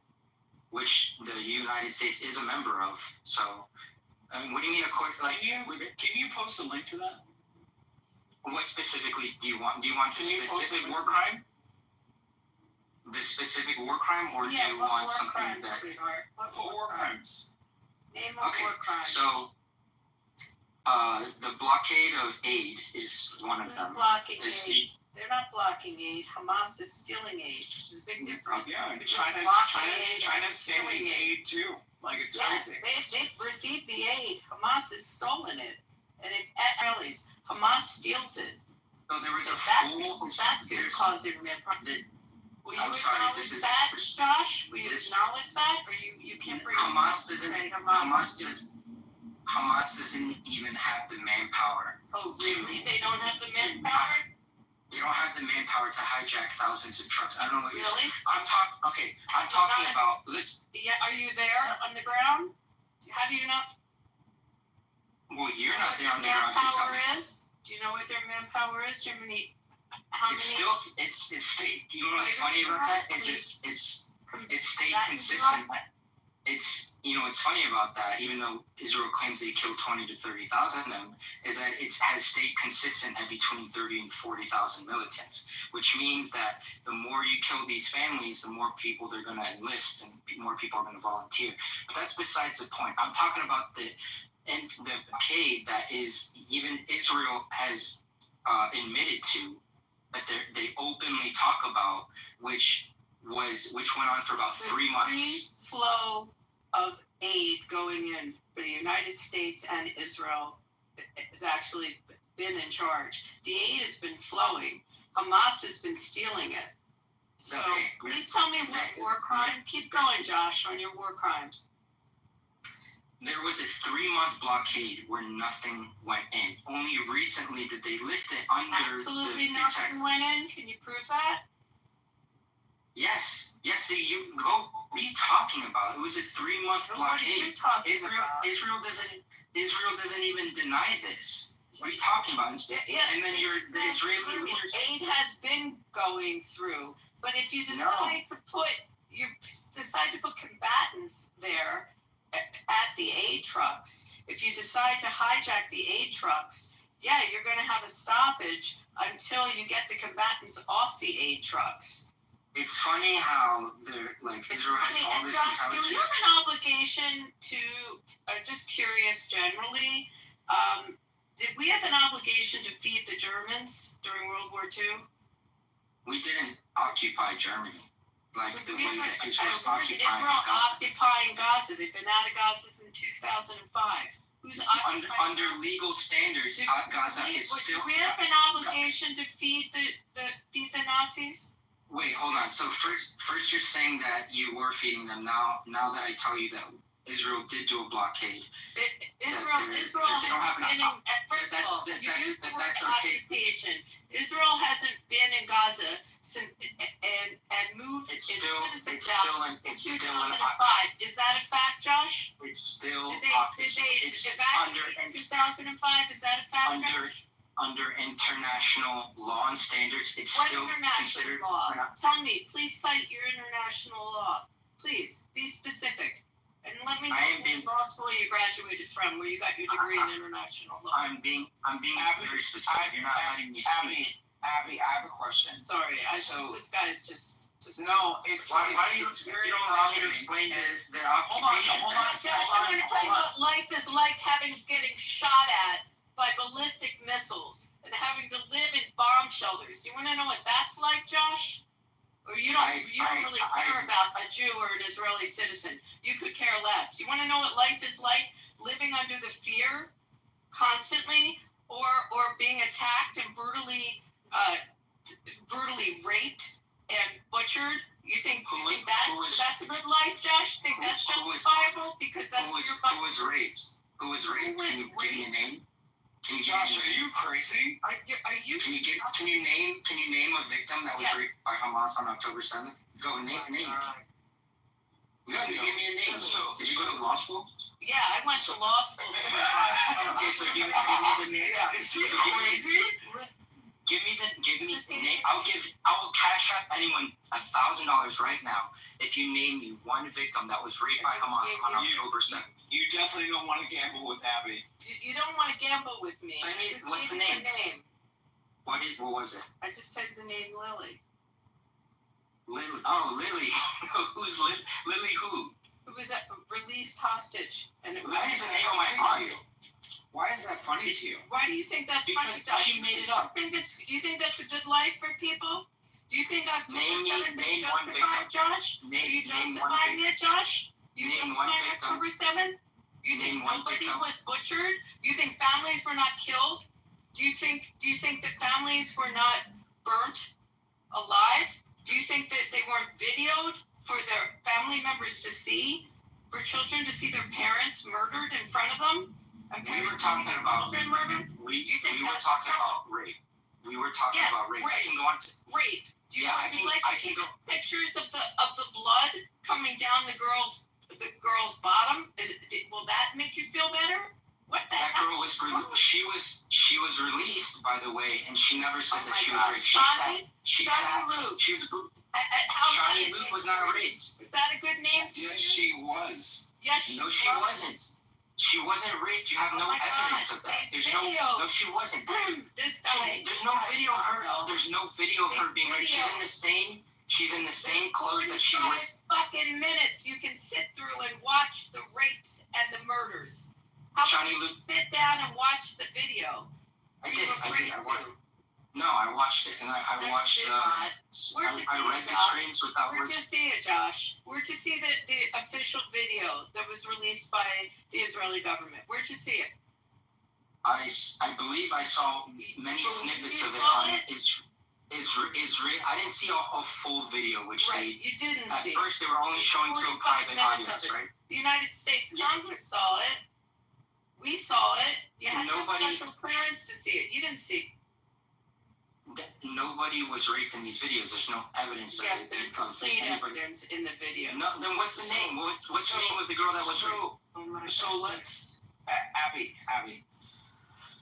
as triggering as this is, like, even listening to this for me, like, I'm getting chills. Like, I can't even, like, the fact that he doesn't understand the atrocity that woman had to face, and, you know, being dragged through the streets, being dragged, you know, it's...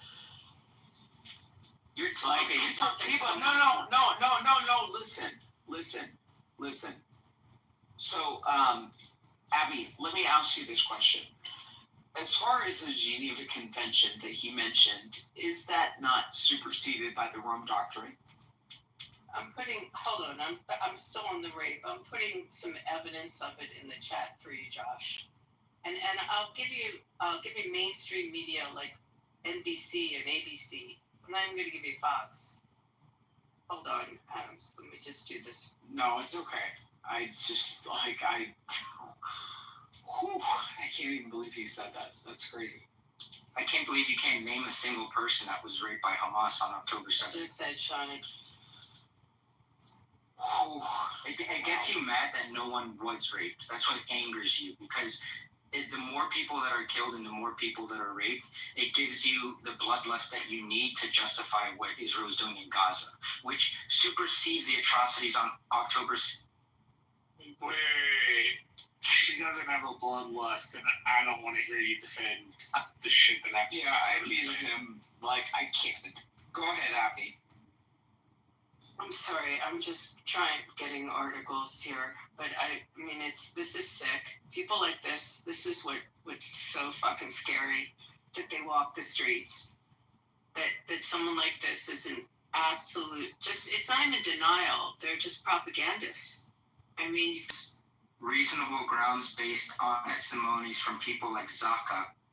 Zaka? Do you know what Zaka does? Do you even know what they do? Have you ever met them? They lied about the beheaded babies. Do you know how we treat bodies in Judaism? Do you have any idea about this sacredness and how we approach death and what we do?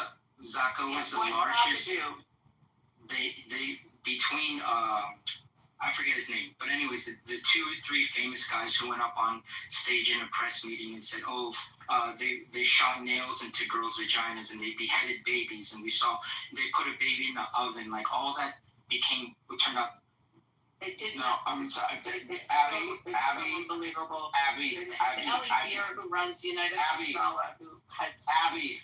Abby, I could not listen to any more of that. I'm sorry. If you want to bring him up, that's fine. But I'm just I cannot listen to any more of that. You know, Shalomi's on the app sometimes. I don't know if he's on tonight, but maybe Josh should be in a room with Shalomi, who is a rescued hostage, and hear from the person directly. Maybe that would help him. Like, if he doesn't want to believe the video evidence that Hamas videoed themselves. They videoed themselves. They streamed it themselves. Like, if he doesn't want to accept that, maybe he should talk to Shalomi. I'm sorry, I don't know what I came into. I came in to say hello to you and Roger. No, you're fine, Abby. You're like one of my favorite people on this app. As far as my question, in terms of like the Geneva Convention and the implications of like the Rome Doctrine, like how does that supersede, if there's any pathway for that doctrine to supersede the aforementioned? But they're at war, first of all, and they have not. This was not a starvation. This, the trucks were rolling in, and the trucks have been rolling in, and again, they can sit and talk to the Egyptians as well. So my question, Abby, was, does the Rome Doctrine give certain type of updated nuance in terms of how these type of geopolitical issues are handled, and does that supersede the precedents from the actual Geneva Convention? You'd have to go by what the incidents are, specifically.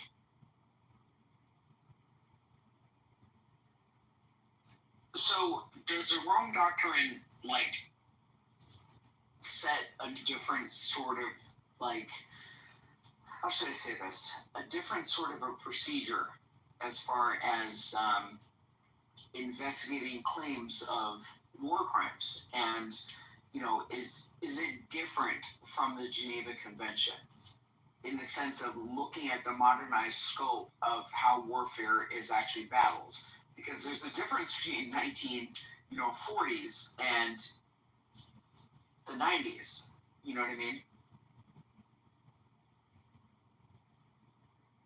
Yeah, I mean, the Rome Doctrine, in terms of when it came into play and when the Geneva Convention came into play, You know, and are you defining the Rome doctrine as a modern Rome doctrine? I'm sorry. Like, that guy just got me so flustered. No, it's okay. I'm even explaining this to you. I'm just like I'm very upset at what just happened. But we shall carry on.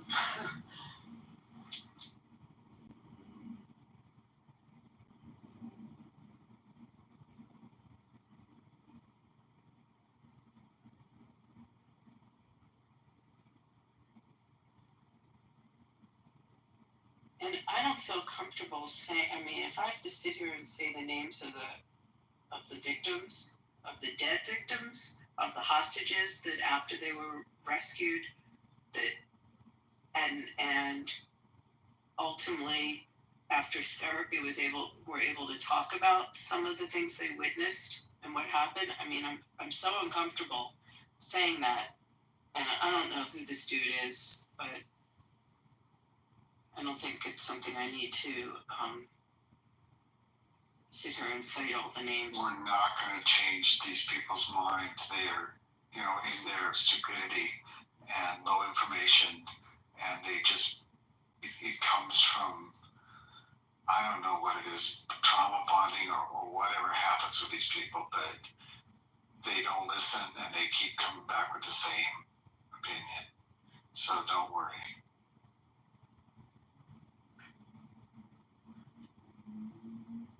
Hey Marcus, why don't you come up and talk about the Rome?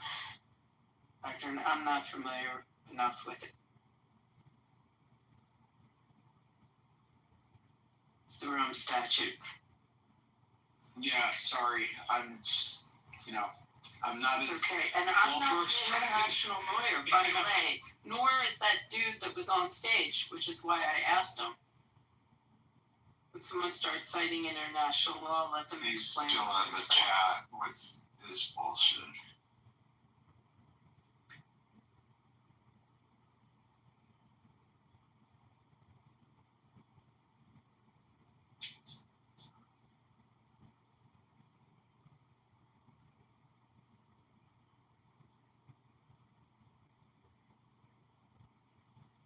Yeah, I think it's like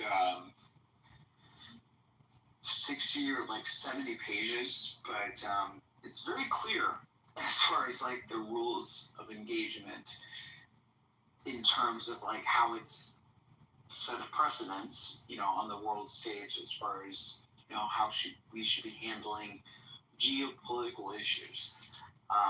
It gives very specific definitions as far as what said genocide is. It gives very specific guidelines as far as, in the International Criminal Court, as far as, how these situations should be handled. It's a very interesting read. Like, it's a very interesting read. Like, I'm not an expert, but looking through, some of the language of this said act, it's kind of one of those things where it's like, I don't know. Like, I just don't see how people accuse Israel of genocide. And I also, don't understand how certain belligerents of Israel have not been accused of genocide themselves. Like, it's a very interesting read. So I just put in the chat the film that was also part of video evidence, not the film that the Israeli government has, that's the official one, but the one that was done by Sheryl Sandberg from, a Facebook fame called Screams Without Words. And you can read what I put in the chat. It has videos of this as the terrorists trapped this woman on a highway, a line of cars, and she was a mother or two. Anyway, he wanted a name. We gave him a name. There's lots of videos that exist as part of that official film that the government has.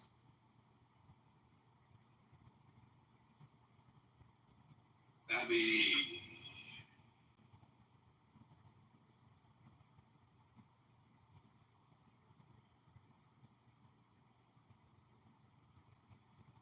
And just to add some context, Abby, the Rome Statute was a treaty. It wasn't, it's kind of one of those things different from the Budapest Memorandum, which was, That was not a treaty. Right, has different implication.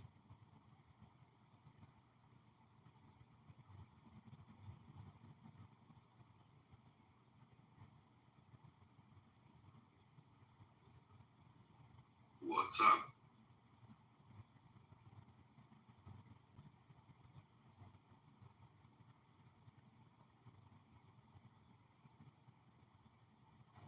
So Abby. And I'm old enough to remember when the hostages were taken and held for 444 days, or someone could correct me, 445 days, and how I felt as a teenager back then, and then how I felt when Reagan came in, and just the might of Reagan just being there. They were released within, 48 hours after he got sworn in. But I remember the humiliation as an American with this regime, and that this regime has just been a nightmare, and how they've just terrorized the world, including killing American soldiers and Americans abroad, and internationally attacking people and just terrorizing through their proxies. So the thought that they were days, maybe weeks maximum, away from full nuclear proliferation, and the fact that our prior government just funded them to get richer and took away the sanctions. And today, now knowing that the combination of an effort between two great allies working together has stopped this evil from having a nuclear capability is incredible. I'm just so proud of our military and of our president right now, and very proud of the Israeli IDF and the Israeli Air Force going in, and also all of the intelligence and the background intelligence that the Israelis and the Americans work together to gather to take them out. Just very, very proud moment. How do you feel, Adams? Oh, man.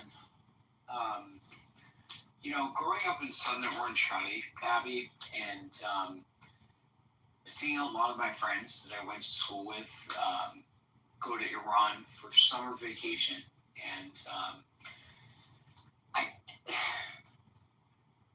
a lot of my friends are happy. Like, a lot of my friends are very happy, and it's just crazy to listen to so much of a wide noise narrative as far as like, oh, this means like the end of Persians, like, oh my god, like the world is ending, like it's crazy. I can't be happy enough, not only for the aims of, Israel, but also for the aims of Iranian people, in terms of them just kind of utilizing this moment to be able to, hopefully replace a government that is conducive and consistent to their values. I mean, I don't think like a lot of people, like even the Josh or whoever he was, like he was born in the 90s. Like, you know what I mean? Like the early 2000s. Like I think he said that he was born, like I mentioned something from like the early 2000s. He was like, oh, I wasn't born yet. It's like, you're a kid. Like you're not looking at the aftermath of a lot of people coming into this country and voicing their grievances as far as the regime and a lot of things that they had to deal with. Like, I don't know, Abby. Like, it's, to be honest with you, that's what I'm feeling in this moment.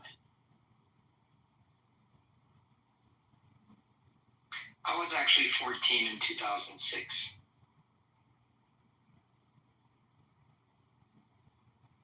Where were you in 1979? You remember when our hostages were taken? I wasn't a When the regime twinkle. came in and took our hostages? I wasn't a twinkle in my father's eye, but I will tell you that Reagan prolonged their captivity. Reagan because prolonged I'm sorry. it? Are you No, the fucking administration. moron? The administration. Reagan made a We're talking statement. about Carter. You They idiot. prolonged. Carter They sabotaged. And They sabotaged. Reagan Wait, gave a speech, John. Do you know Reagan's speech? Abby, Do you know his speech? Abby, hold on What one was second. Reagan's speech? No, Abby. babe. What was Reagan's I speech? wrote him down. I'm sorry. Thank you. Can I'm going to quote it because it's one of my favorite moments in American Abby, history. before you go down that road, this is further proving my point. You know, it's Let me Carter get it out. was a Get it one. out, Adam. Go ahead. It's right Go ahead. there. Go ahead. Carter did prolong it. He was probably one of the worst presidents we've ever had in American history. Reagan said before he got sworn in, if those hostages are not released, from the time hostages were released, and someone could quote me, it was either 48 hours or 72 hours after he was sworn in. That's what Reagan did. So for him to say Reagan prolonged it is just showing his absolute stupidity. And I know what it felt like to see American hostages, American citizens taken hostage by this tyrannical regime. So I just wanted to say, Abby, that this actually further affirmed one of the points that were made before you came into the room, as far as American values and Americans deciding to some degree on this issue of the Israel and Palestine conflict. It is what it is. Jimmy Carter was a lackluster president. He didn't show up towards the constituency that actually was going to vote for him. So I don't know, Abby, like it's kind of, it goes back into people having a certain sense of a conversation and not being equipped, you know, in the sense that they just don't understand the history behind it. And he puts Zaka, and he doesn't even know what these incredible, they're saints, and what United Hatzalah, these are EMTs, ambulance services, these are people that arrived on the scene. You know, one of the things that happened, by the way, on October 7th, when they came in, and I toured Kibbutz Kfar Aza and Kibbutz Be'eri, you see the area where the ambulances and where the infirmary, the medical area of these kibbutzim, one of the things that these commandos that came in did is they went, because they knew a lot of them had been working as day laborers on these kibbutzim. They went and they burnt and destroyed the ambulances and destroyed all the medical equipment, so that after they did their butchering and raping and murdering, that those that that could survive it and needed medical attention would not have any equipment or any facility on the kibbutz. That's how these characters, these actors were from Hamas. And you can go see it. You can see with your own eyes. But of course, Josh thinks I'm making it up and that none of this happened. You can, and there's also videos. I mean, they're videos of the local civilians entering in through the fences, coming in and looting and stealing from the houses and from the dead bodies. It's interesting how so many of the bodies they found had no jewelry, no money on them. They were looted. But he thinks that didn't happen. Like I said, they're incorrigible. Frankly, I'd be moved from the room, but I'd ask permission first.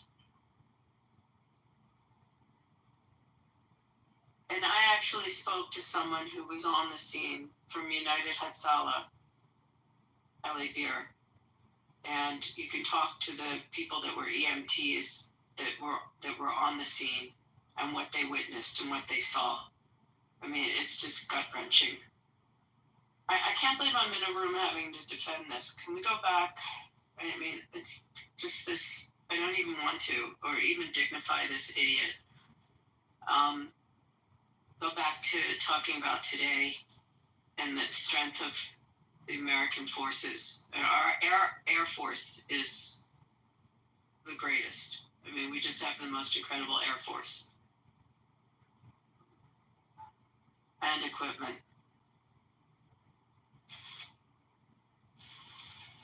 Here, to our Air Force.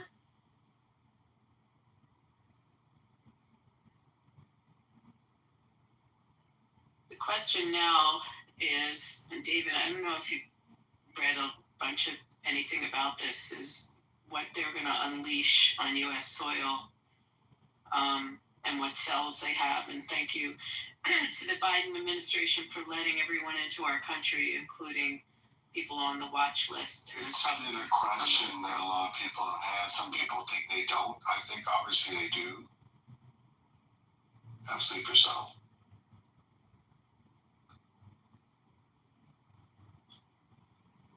What's your... Yeah, very concerning.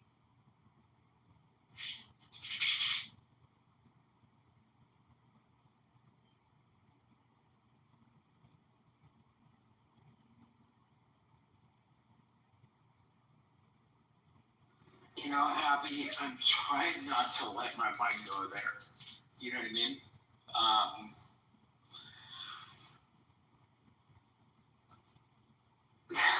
Yeah, it's, I can't even imagine. Like, hopefully, you know, what Trump has done today, you know, sends a message, and it just, you know, creates a certain sense of pause.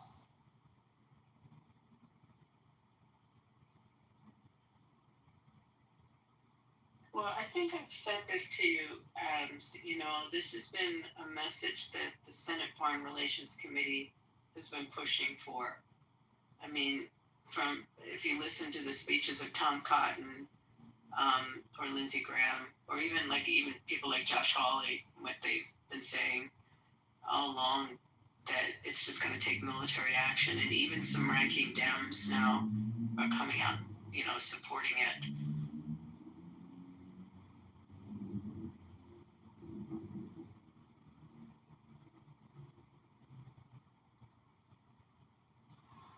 Do you really believe that Democrats are going to come out and support what Trump did today? The ranking member on the House Foreign Affairs or Armed Services, I can't remember, I just saw it on the news, came out in support. I mean, you're going to have AOC wanting to impeach, who doesn't understand the Constitution. And you're going to have some very rough statements coming out of the Dems, but you also have some Dems that will support it. Hey, what's up? Hey. What's up, Rohan? Where were you when we had lovely Josh on the stage, who thinks that everything about October 7th is a lot? That was fun.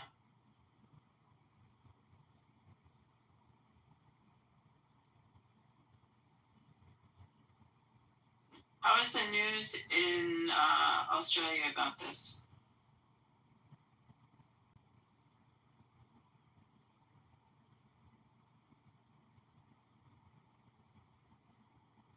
Right.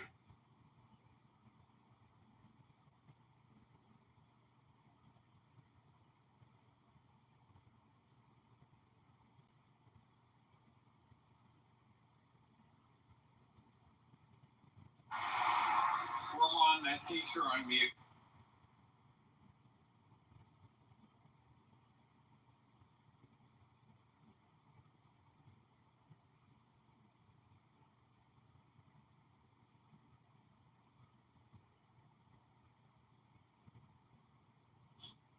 We're not hearing you, Ron. We might have to go in and out.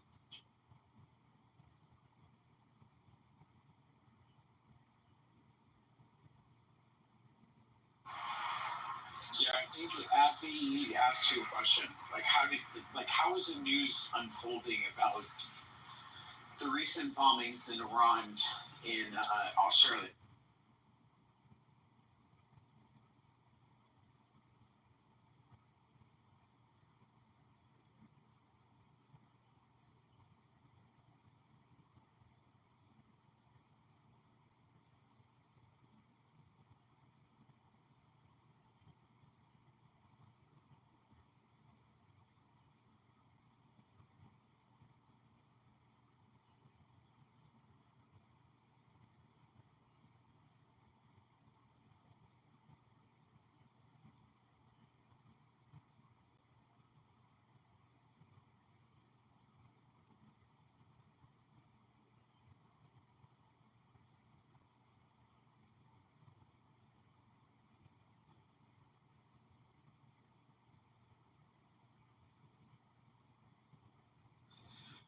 Dr. Adams, guys, I'm getting sleepy. I imagine you are.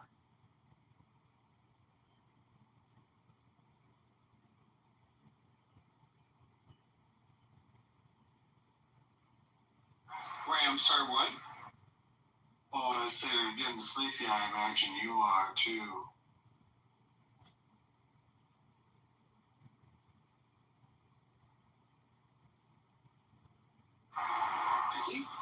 I think Rohan's trying to say something, but his mic is just like not. Yeah, we don't hear any audio from you, Ron. I'm sorry.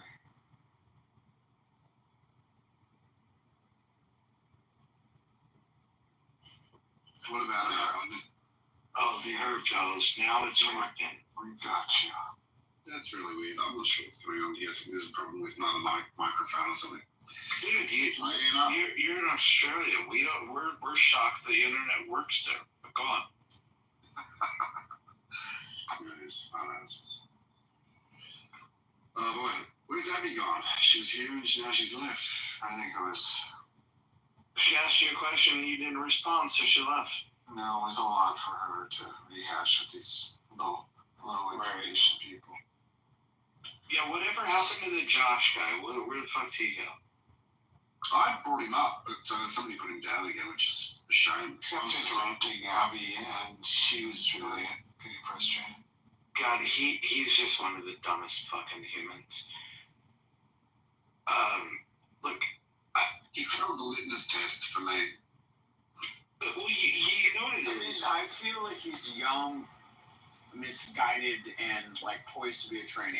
Like he's just like he's been sold a bag of garbage. You guys remember him from this app, right? Do you guys remember him? No, who is that? So, I forget the fucking name, but he used to fucking hang out in Gio's room. He was like the Graper kid.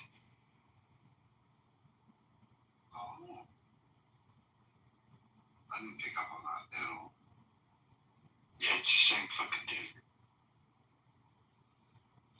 Is he still here or is he gone? No, it looks like he's gone. Probably out fucking pounding his pud because he can't get any pussy.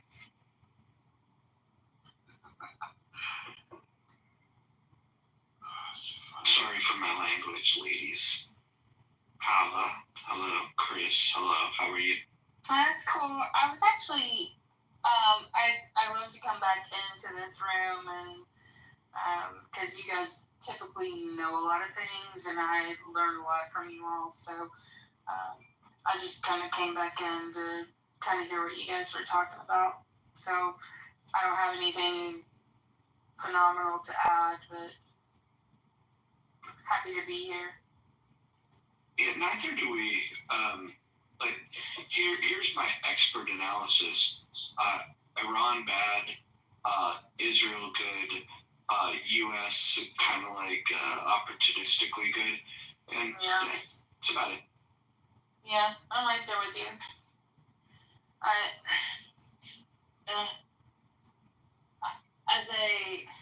And I probably shouldn't feel this way, and I probably shouldn't be this way, but like, I mean, child of someone who got drafted at 18 and as the mother of a 16-year-old son who has big dreams,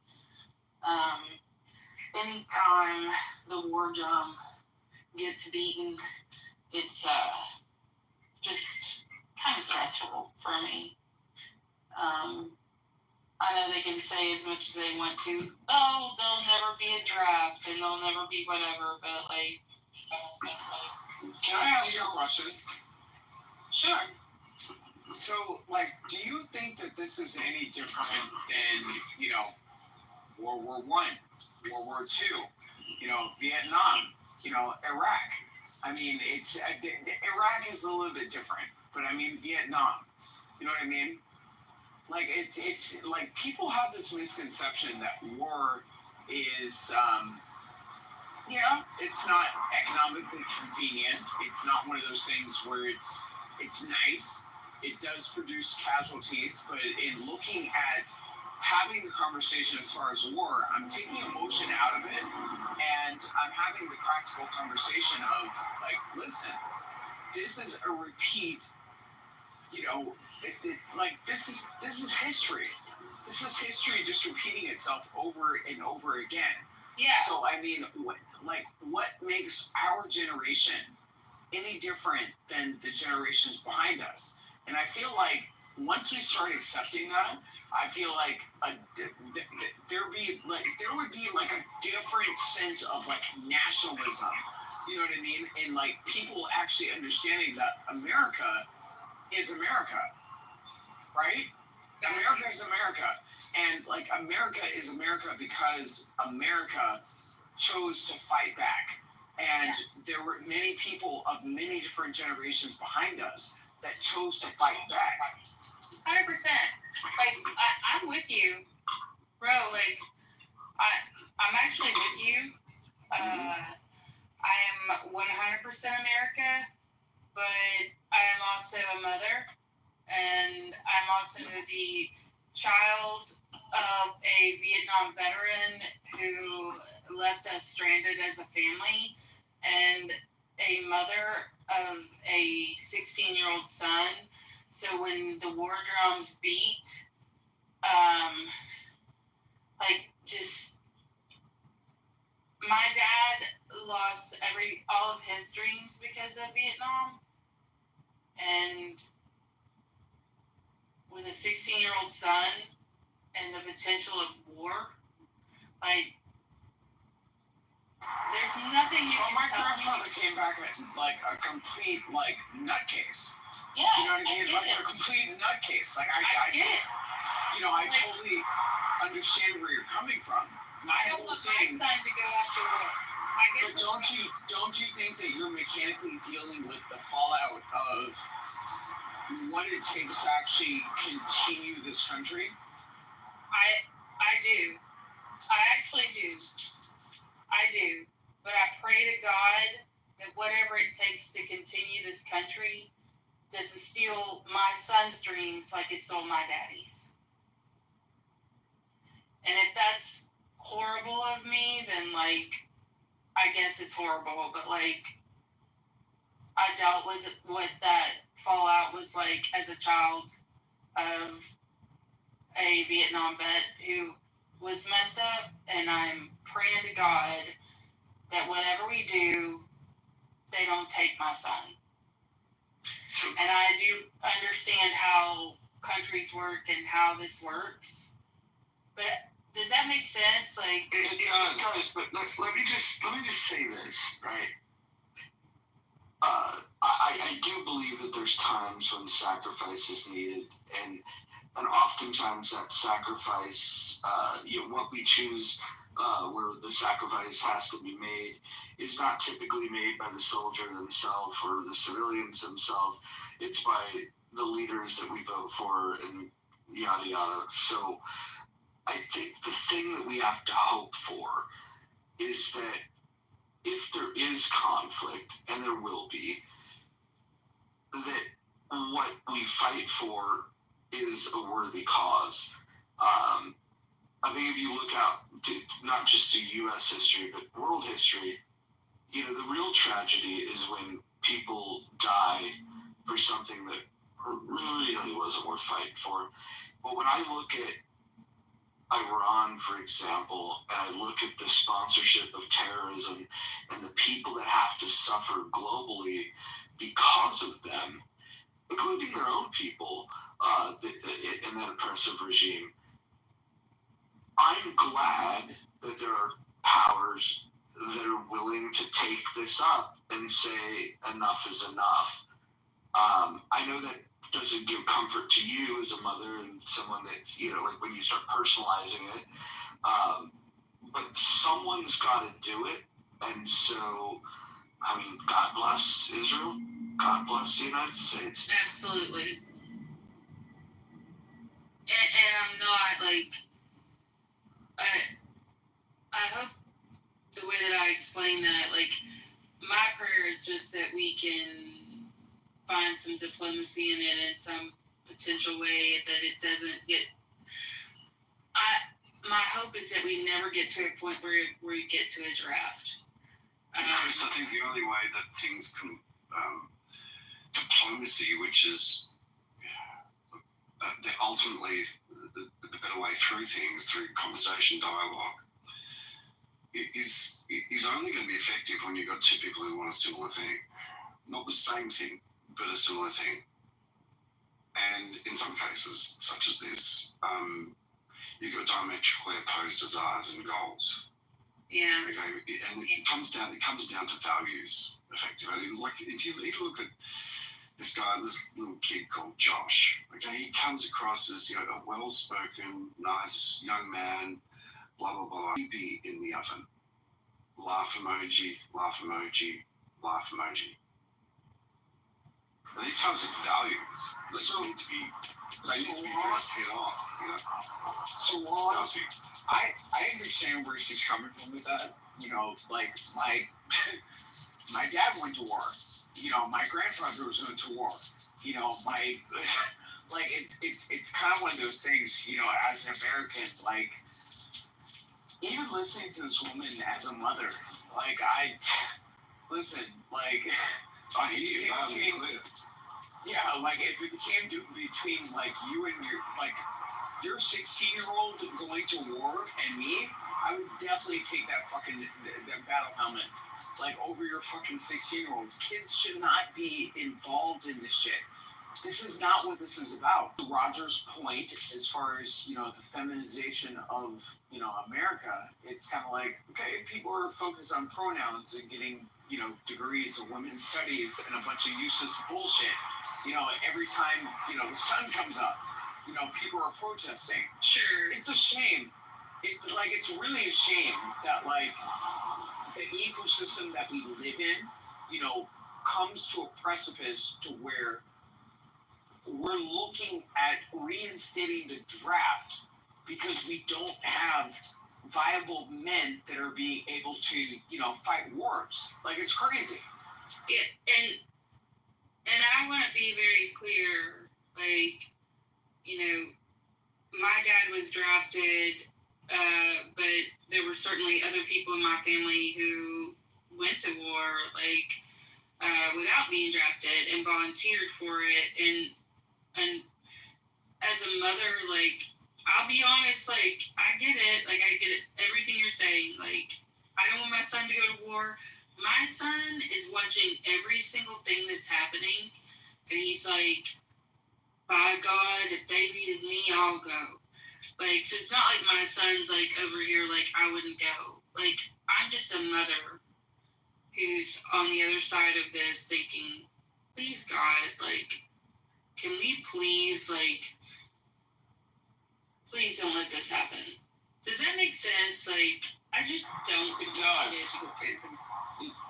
It really does. You know, having a conversation with, you know, my nieces and nephews. You know, my niece, she's about to start 4th grade next year, and one of my nieces, and, you know, it's kind of one of those things where it's like, these kids should be going and playing soccer and, you know, living life how they are. And it's just very disheartening that the younger generation is looking upwards and, seeing that like they want to fight more for the country than we do. Like it's crazy. Yeah, I understand what you're saying. I feel like we probably have some common ground here. Like maybe I just came about it emotionally.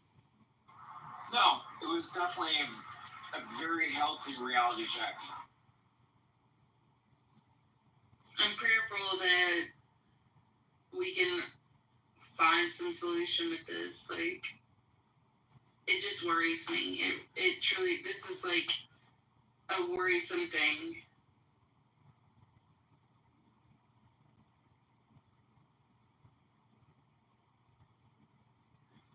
And seeing my 16-year-old watch it constantly on the news, and him just being like, Mom,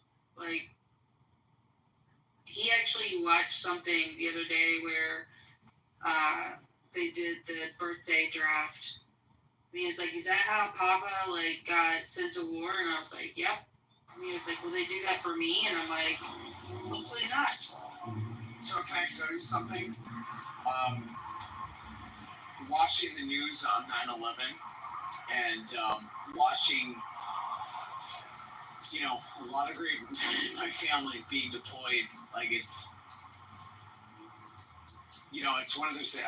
I can kind of understand where you're coming from, and I kind of look back at, how my mom felt in that situation. It's almost like a loss of innocence of your child, to where you're just confronted with just the grave reality of the world that we live in. You know what I mean? And nobody wants to end up in that circumstance, and nobody wants to,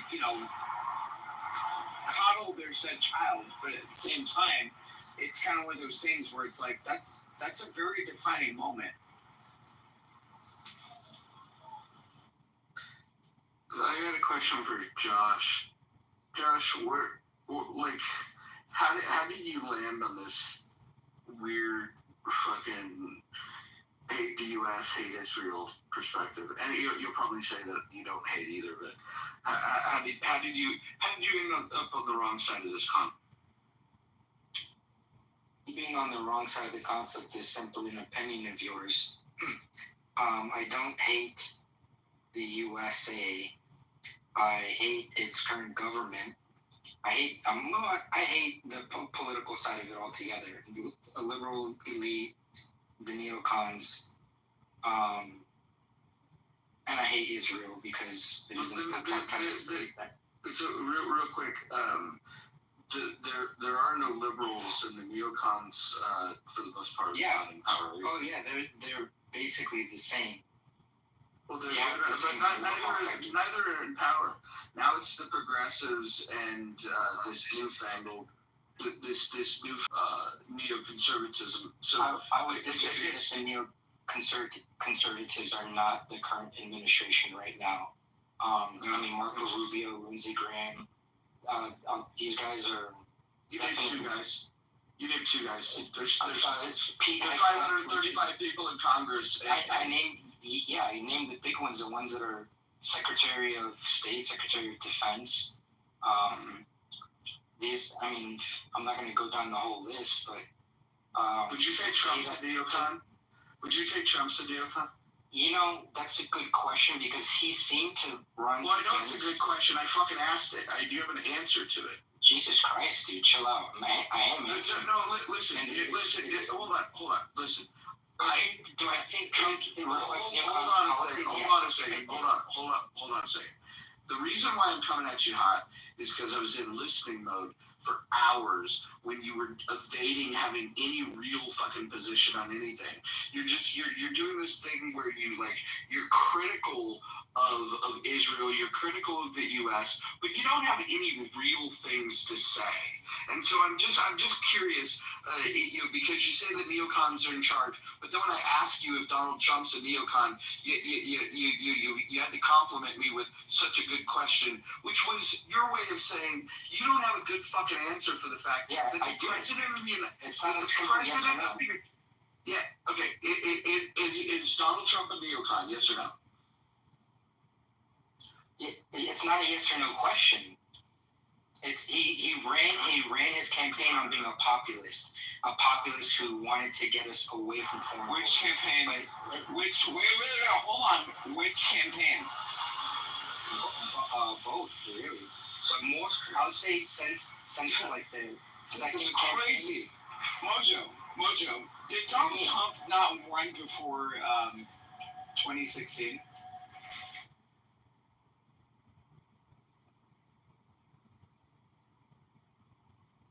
Mojo, let me answer your question. Oh, you were asking me. I'm sorry. I thought we were peppering this child with questions. Did he not run for president before 2016? Or express interest in running for president? He back in even in the late 80s, early 90s, when asked about it, he was like kind of like, I may have to think about it. Things get bad enough, but he was kind of more like just kind of like, don't make me do it.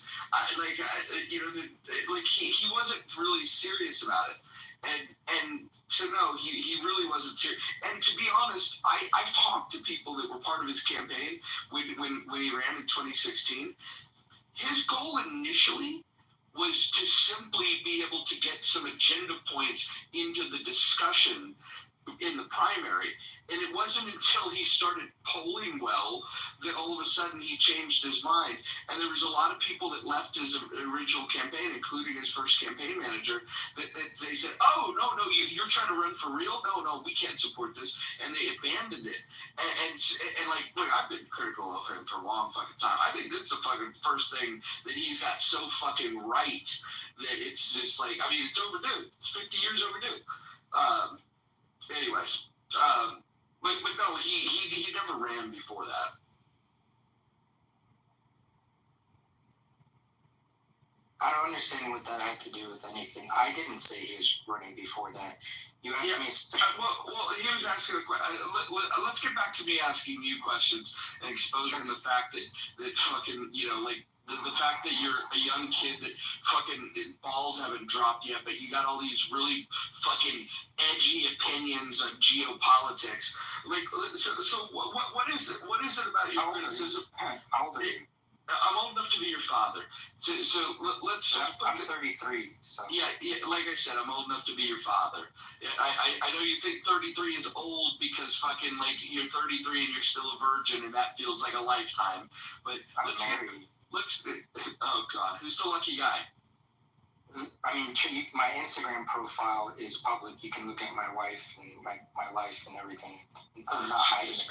I'm not interested, to be quite honest. Let me just ask you this though: how did you come across this anti-Israel position?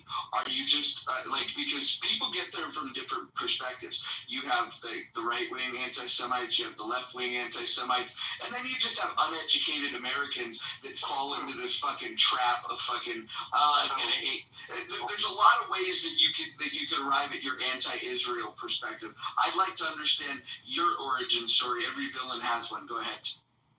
Thank you. So I'd like to first off by saying a lot of these anti-Semitic leftists, like JVP, are actually Jewish themselves. So that would make up pretty much my two younger brothers who come from my stepdad who's Jewish. As someone pointed out earlier, Sirota is a Jewish last name from Ukraine. I actually wanted to I used to be Zionist as a little kid, because everything I was taught when I was little, my parents took me to see The Pianist when I was 12 years old. I watched Schindler's List, and I thought it was just so cool that Israel, all I knew at the time is Israel defeated 5 armies, right? And I just thought that was the coolest thing. I got a little bit older. I can't tell you exactly when. I used to be a 2-state solution guy. I used to want to go to Hebrew school too. So I'm a 3-state solution guy. You know what that means? 1 Jewish state in Ukraine, 1 in Poland, and 1 in Russia. No. I'm not. That's my 3-state solution. Yeah, I don't care about yours. I want to talk about a real solution. I think if we created a place for disgruntled people that hate Israel but they want to live in the region, we could go ahead and send some of them to Egypt. We could send the rest of them to Jordan, and then we can have the people that want to live in a civilized fucking place. We can let them live in Israel. That's my 3-state solution. Okay, cool. So, anyways, I became. Who is that? Mute, please. So, I really became a vehemently pro-Palestinian one-state solution kind of guy. Can you describe to me what a Palestinian is? Yes, a Palestinian is. If you can do a DNA test on them, like my friend, he's 88% Levantine. So, Palestine was a strip of land, and I know, the Is your wife Latino? My wife is Tunisian. But can I finish answering, please? She looks like Vanessa Bryant. That's crazy. So, what was I saying? Well, I was telling you my villain story, but I can just fast forward to the question you just asked me. What? Yeah. You said you were very pro-Palestinian, and when the Islamic conquest happened and they reached Palestine, they only expelled the Byzantine. Wait, so why are you wearing a head covering and on your Instagram your wife's not? It's crazy. My wife has the choice to use the hijab or not. Got it. So why are you wearing a hijab? I'm not wearing a hijab. That's me. You're wearing a hijab. No, it's not. You're literally wearing a hijab. It's not. What's happening? That picture is me and my dog. Wait, are you transgender? Like, what's happening? That picture, that's not a very nice thing considering that, Arabian Nights. What do you mean? What do you mean? What do you mean? Well, the people who wear those scarves like that, men were America's greatest allies at some point. They helped. Yeah, but you're a man wearing your head. We're getting derailed. We're getting derailed. I don't want to let Josh off the hook here. He's trying to describe to me who the Palestinians are. Go ahead, Josh. This is fun. Anyways, that picture is me in Mazuga, which is the Sahara Desert in Morocco. That's why I'm wearing that. But so, a little bit of context, when the Islamic conquest reached Palestine, they didn't expel the local people. They expelled the Byzantine rulers. And the local people, which were mainly farmers, they stayed. Where did the name Palestine come from? Palestine was that land was first referred to that name by Herodotus. I don't know if I'm pronouncing that correct. And I honestly don't even remember if he was Greek. Yeah, he was Greek. And he described it as this strip of land between the Jordan River and the Mediterranean Sea, which is where the phrase "river to the sea" comes from. Well, I'm saying, you're the first Jew hater that I've talked to that even knows what river and which sea we're talking about. But so you're a sophisticated because Jew hater. You watch Omar or why would you assume what I watch? I just complimented you. I said you're a sophisticated Jew hater. I know, but those interviews that they do, and they just they cherry pick all the people that don't know, and obviously they're not going to show you the footage of the people who do know, which is the majority. Not that I think it's important that people. But you think the majority of people know the protest? Yeah, especially if you go to like Colombia, like those are smart kids. Yes, I do. Fascinating. What about the kids at let's say the University of Washington? The University of Washington. It's one of the top universities on the West Coast, but it for some reason produces a lot of Jew haters like you. I think because people in the reason I think people on the left are why the Palestinian cause appeals to them is not because they hate Jews, and like I said, many of them are Jewish. My two younger brothers. I would say that it appeals to them because leftists tend to study liberation movements. So like the civil rights movement, that the Black Panthers. Wait, you think they study them, or you think that they? So you they definitely romanticize it. Well, they romanticize it. That's for sure. But they get indoctrinated as well. So when capitalists like me go to college campuses like Berkeley and fucking sell, and this is back in the early 90s, and sell $30 a pop a Che Guevara t-shirt, how many of the people that I sold those Che Guevara t-shirts to, how many of those people do you think even knew who the fuck Che Guevara was? As in, like, he enjoyed executing people and whatever. I don't think they knew anything about him. I'm Cuban, by the way, so want me to, in my whole family, I get dogpiled every Thanksgiving when I defend the revolution. Not that I like where communism in Cuba is now. I don't think it's communist enough, but because it's not true communism. So are you a communist? I'm a communist sympathizer. I like the idea of communism, but So this is your origin story of your Jew hatred. It's vis-a-vis communism. Well, most or many Jews, I don't know if it's most because I don't have the exact statistics, but that was the blanket accusation that Hitler used to put all the Jews in the camps, because many of them were communist leftists, and the Bolsheviks were, and anti-Semites, right-wing anti-Semites like to say this a lot, but it is true that the Bolsheviks were communist Jews, many of them, not the top ones, but many, not the main two that you would know, Lenin and Stalin. But, I know it wasn't just Jews that were put into camp, it was anyone that was communist at first. Hold on. Are you here to educate me on communism? Is that what you're here to do? No, I just think it's ironic that you would say Jew hatred comes from communism. No, that's not what I fucking said. Jew hatred. USSR made it a point to make it safe. Shut the fuck up for a second. I'll say very clearly what I said, but you didn't listen. This is typical of people of your generation. Maybe go take one of your fucking ADHD fucking pills. I'm going to explain it to you. Maybe take a fucking note, and then you won't have to misquote me later. Jew hatred comes from a lot of different places. I'm trying to figure out where your Jew hatred comes from. And yes, it's very true that the communists fucking hated Jews. It's very true. There's a lot of groups that hate the Jews. The Islamists fucking hate the Jews. The fucking French anti-Semites, which is where a lot of the rhetoric that Hitler was spewing came from, was from France. But you probably didn't know that because you haven't got to that chapter yet. No, I know French people hate Jews. Oh, okay. Oh, so you know all about Jew hatred. Go ahead. I'll mute. You tell me more about you. I learned a lot about the pogroms from a young age, and I know that when the Russian communist state, the USSR, was established after the Bolshevik Revolution, they made it a safe haven for Jews, because many of the pogroms that happened there. Because, they spread libels about Jewish people eating babies and stuff. And that was a very right-wing Russian, under imperialism, Christian thing. Quick question. And so you got your panties in a bunch about, like, Israel because you fucking, you're easily influenced by, the 4 books that you've read in your lifetime.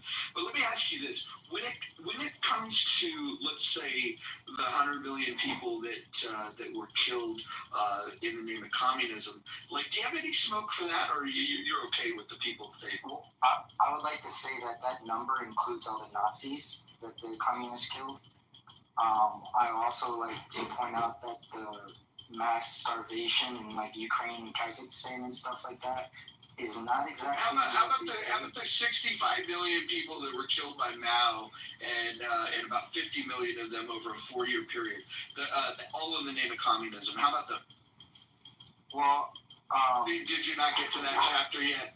No, I did. So did your junior college history course did not teach you that yet? I'm not a Maoist, but I will say that China has brought 800 million people out of poverty, and their life expectancy has gone up since then. And China wasn't pretty before that. So there's a reason why all those people were angry and started killing their landlords, and they had a people's revolution. Not that I am justifying it. I'm just saying it seemed to have turned out pretty good for them. I'm moving to China. Communism only killed 100 million people. Let's give it another chance. Well, how many people has capitalism killed? Actually, capitalism is the only system that allows you to be free, or, to fail or succeed. So if you're first of all, if you're anti-capitalist, if you're Darwinist, listen, just because you don't understand these terms, fucking look again with the 4 books that you've read in your lifetime. Of course, I can't expect you to know any of this stuff. What I can ask of you though is to go and really do some real fucking scholarship. And by real scholarship, I mean stop fucking reading the fucking left-wing shit that you're reading, the right-wing shit that you're reading, and go touch grass and go read actual history. Go read what has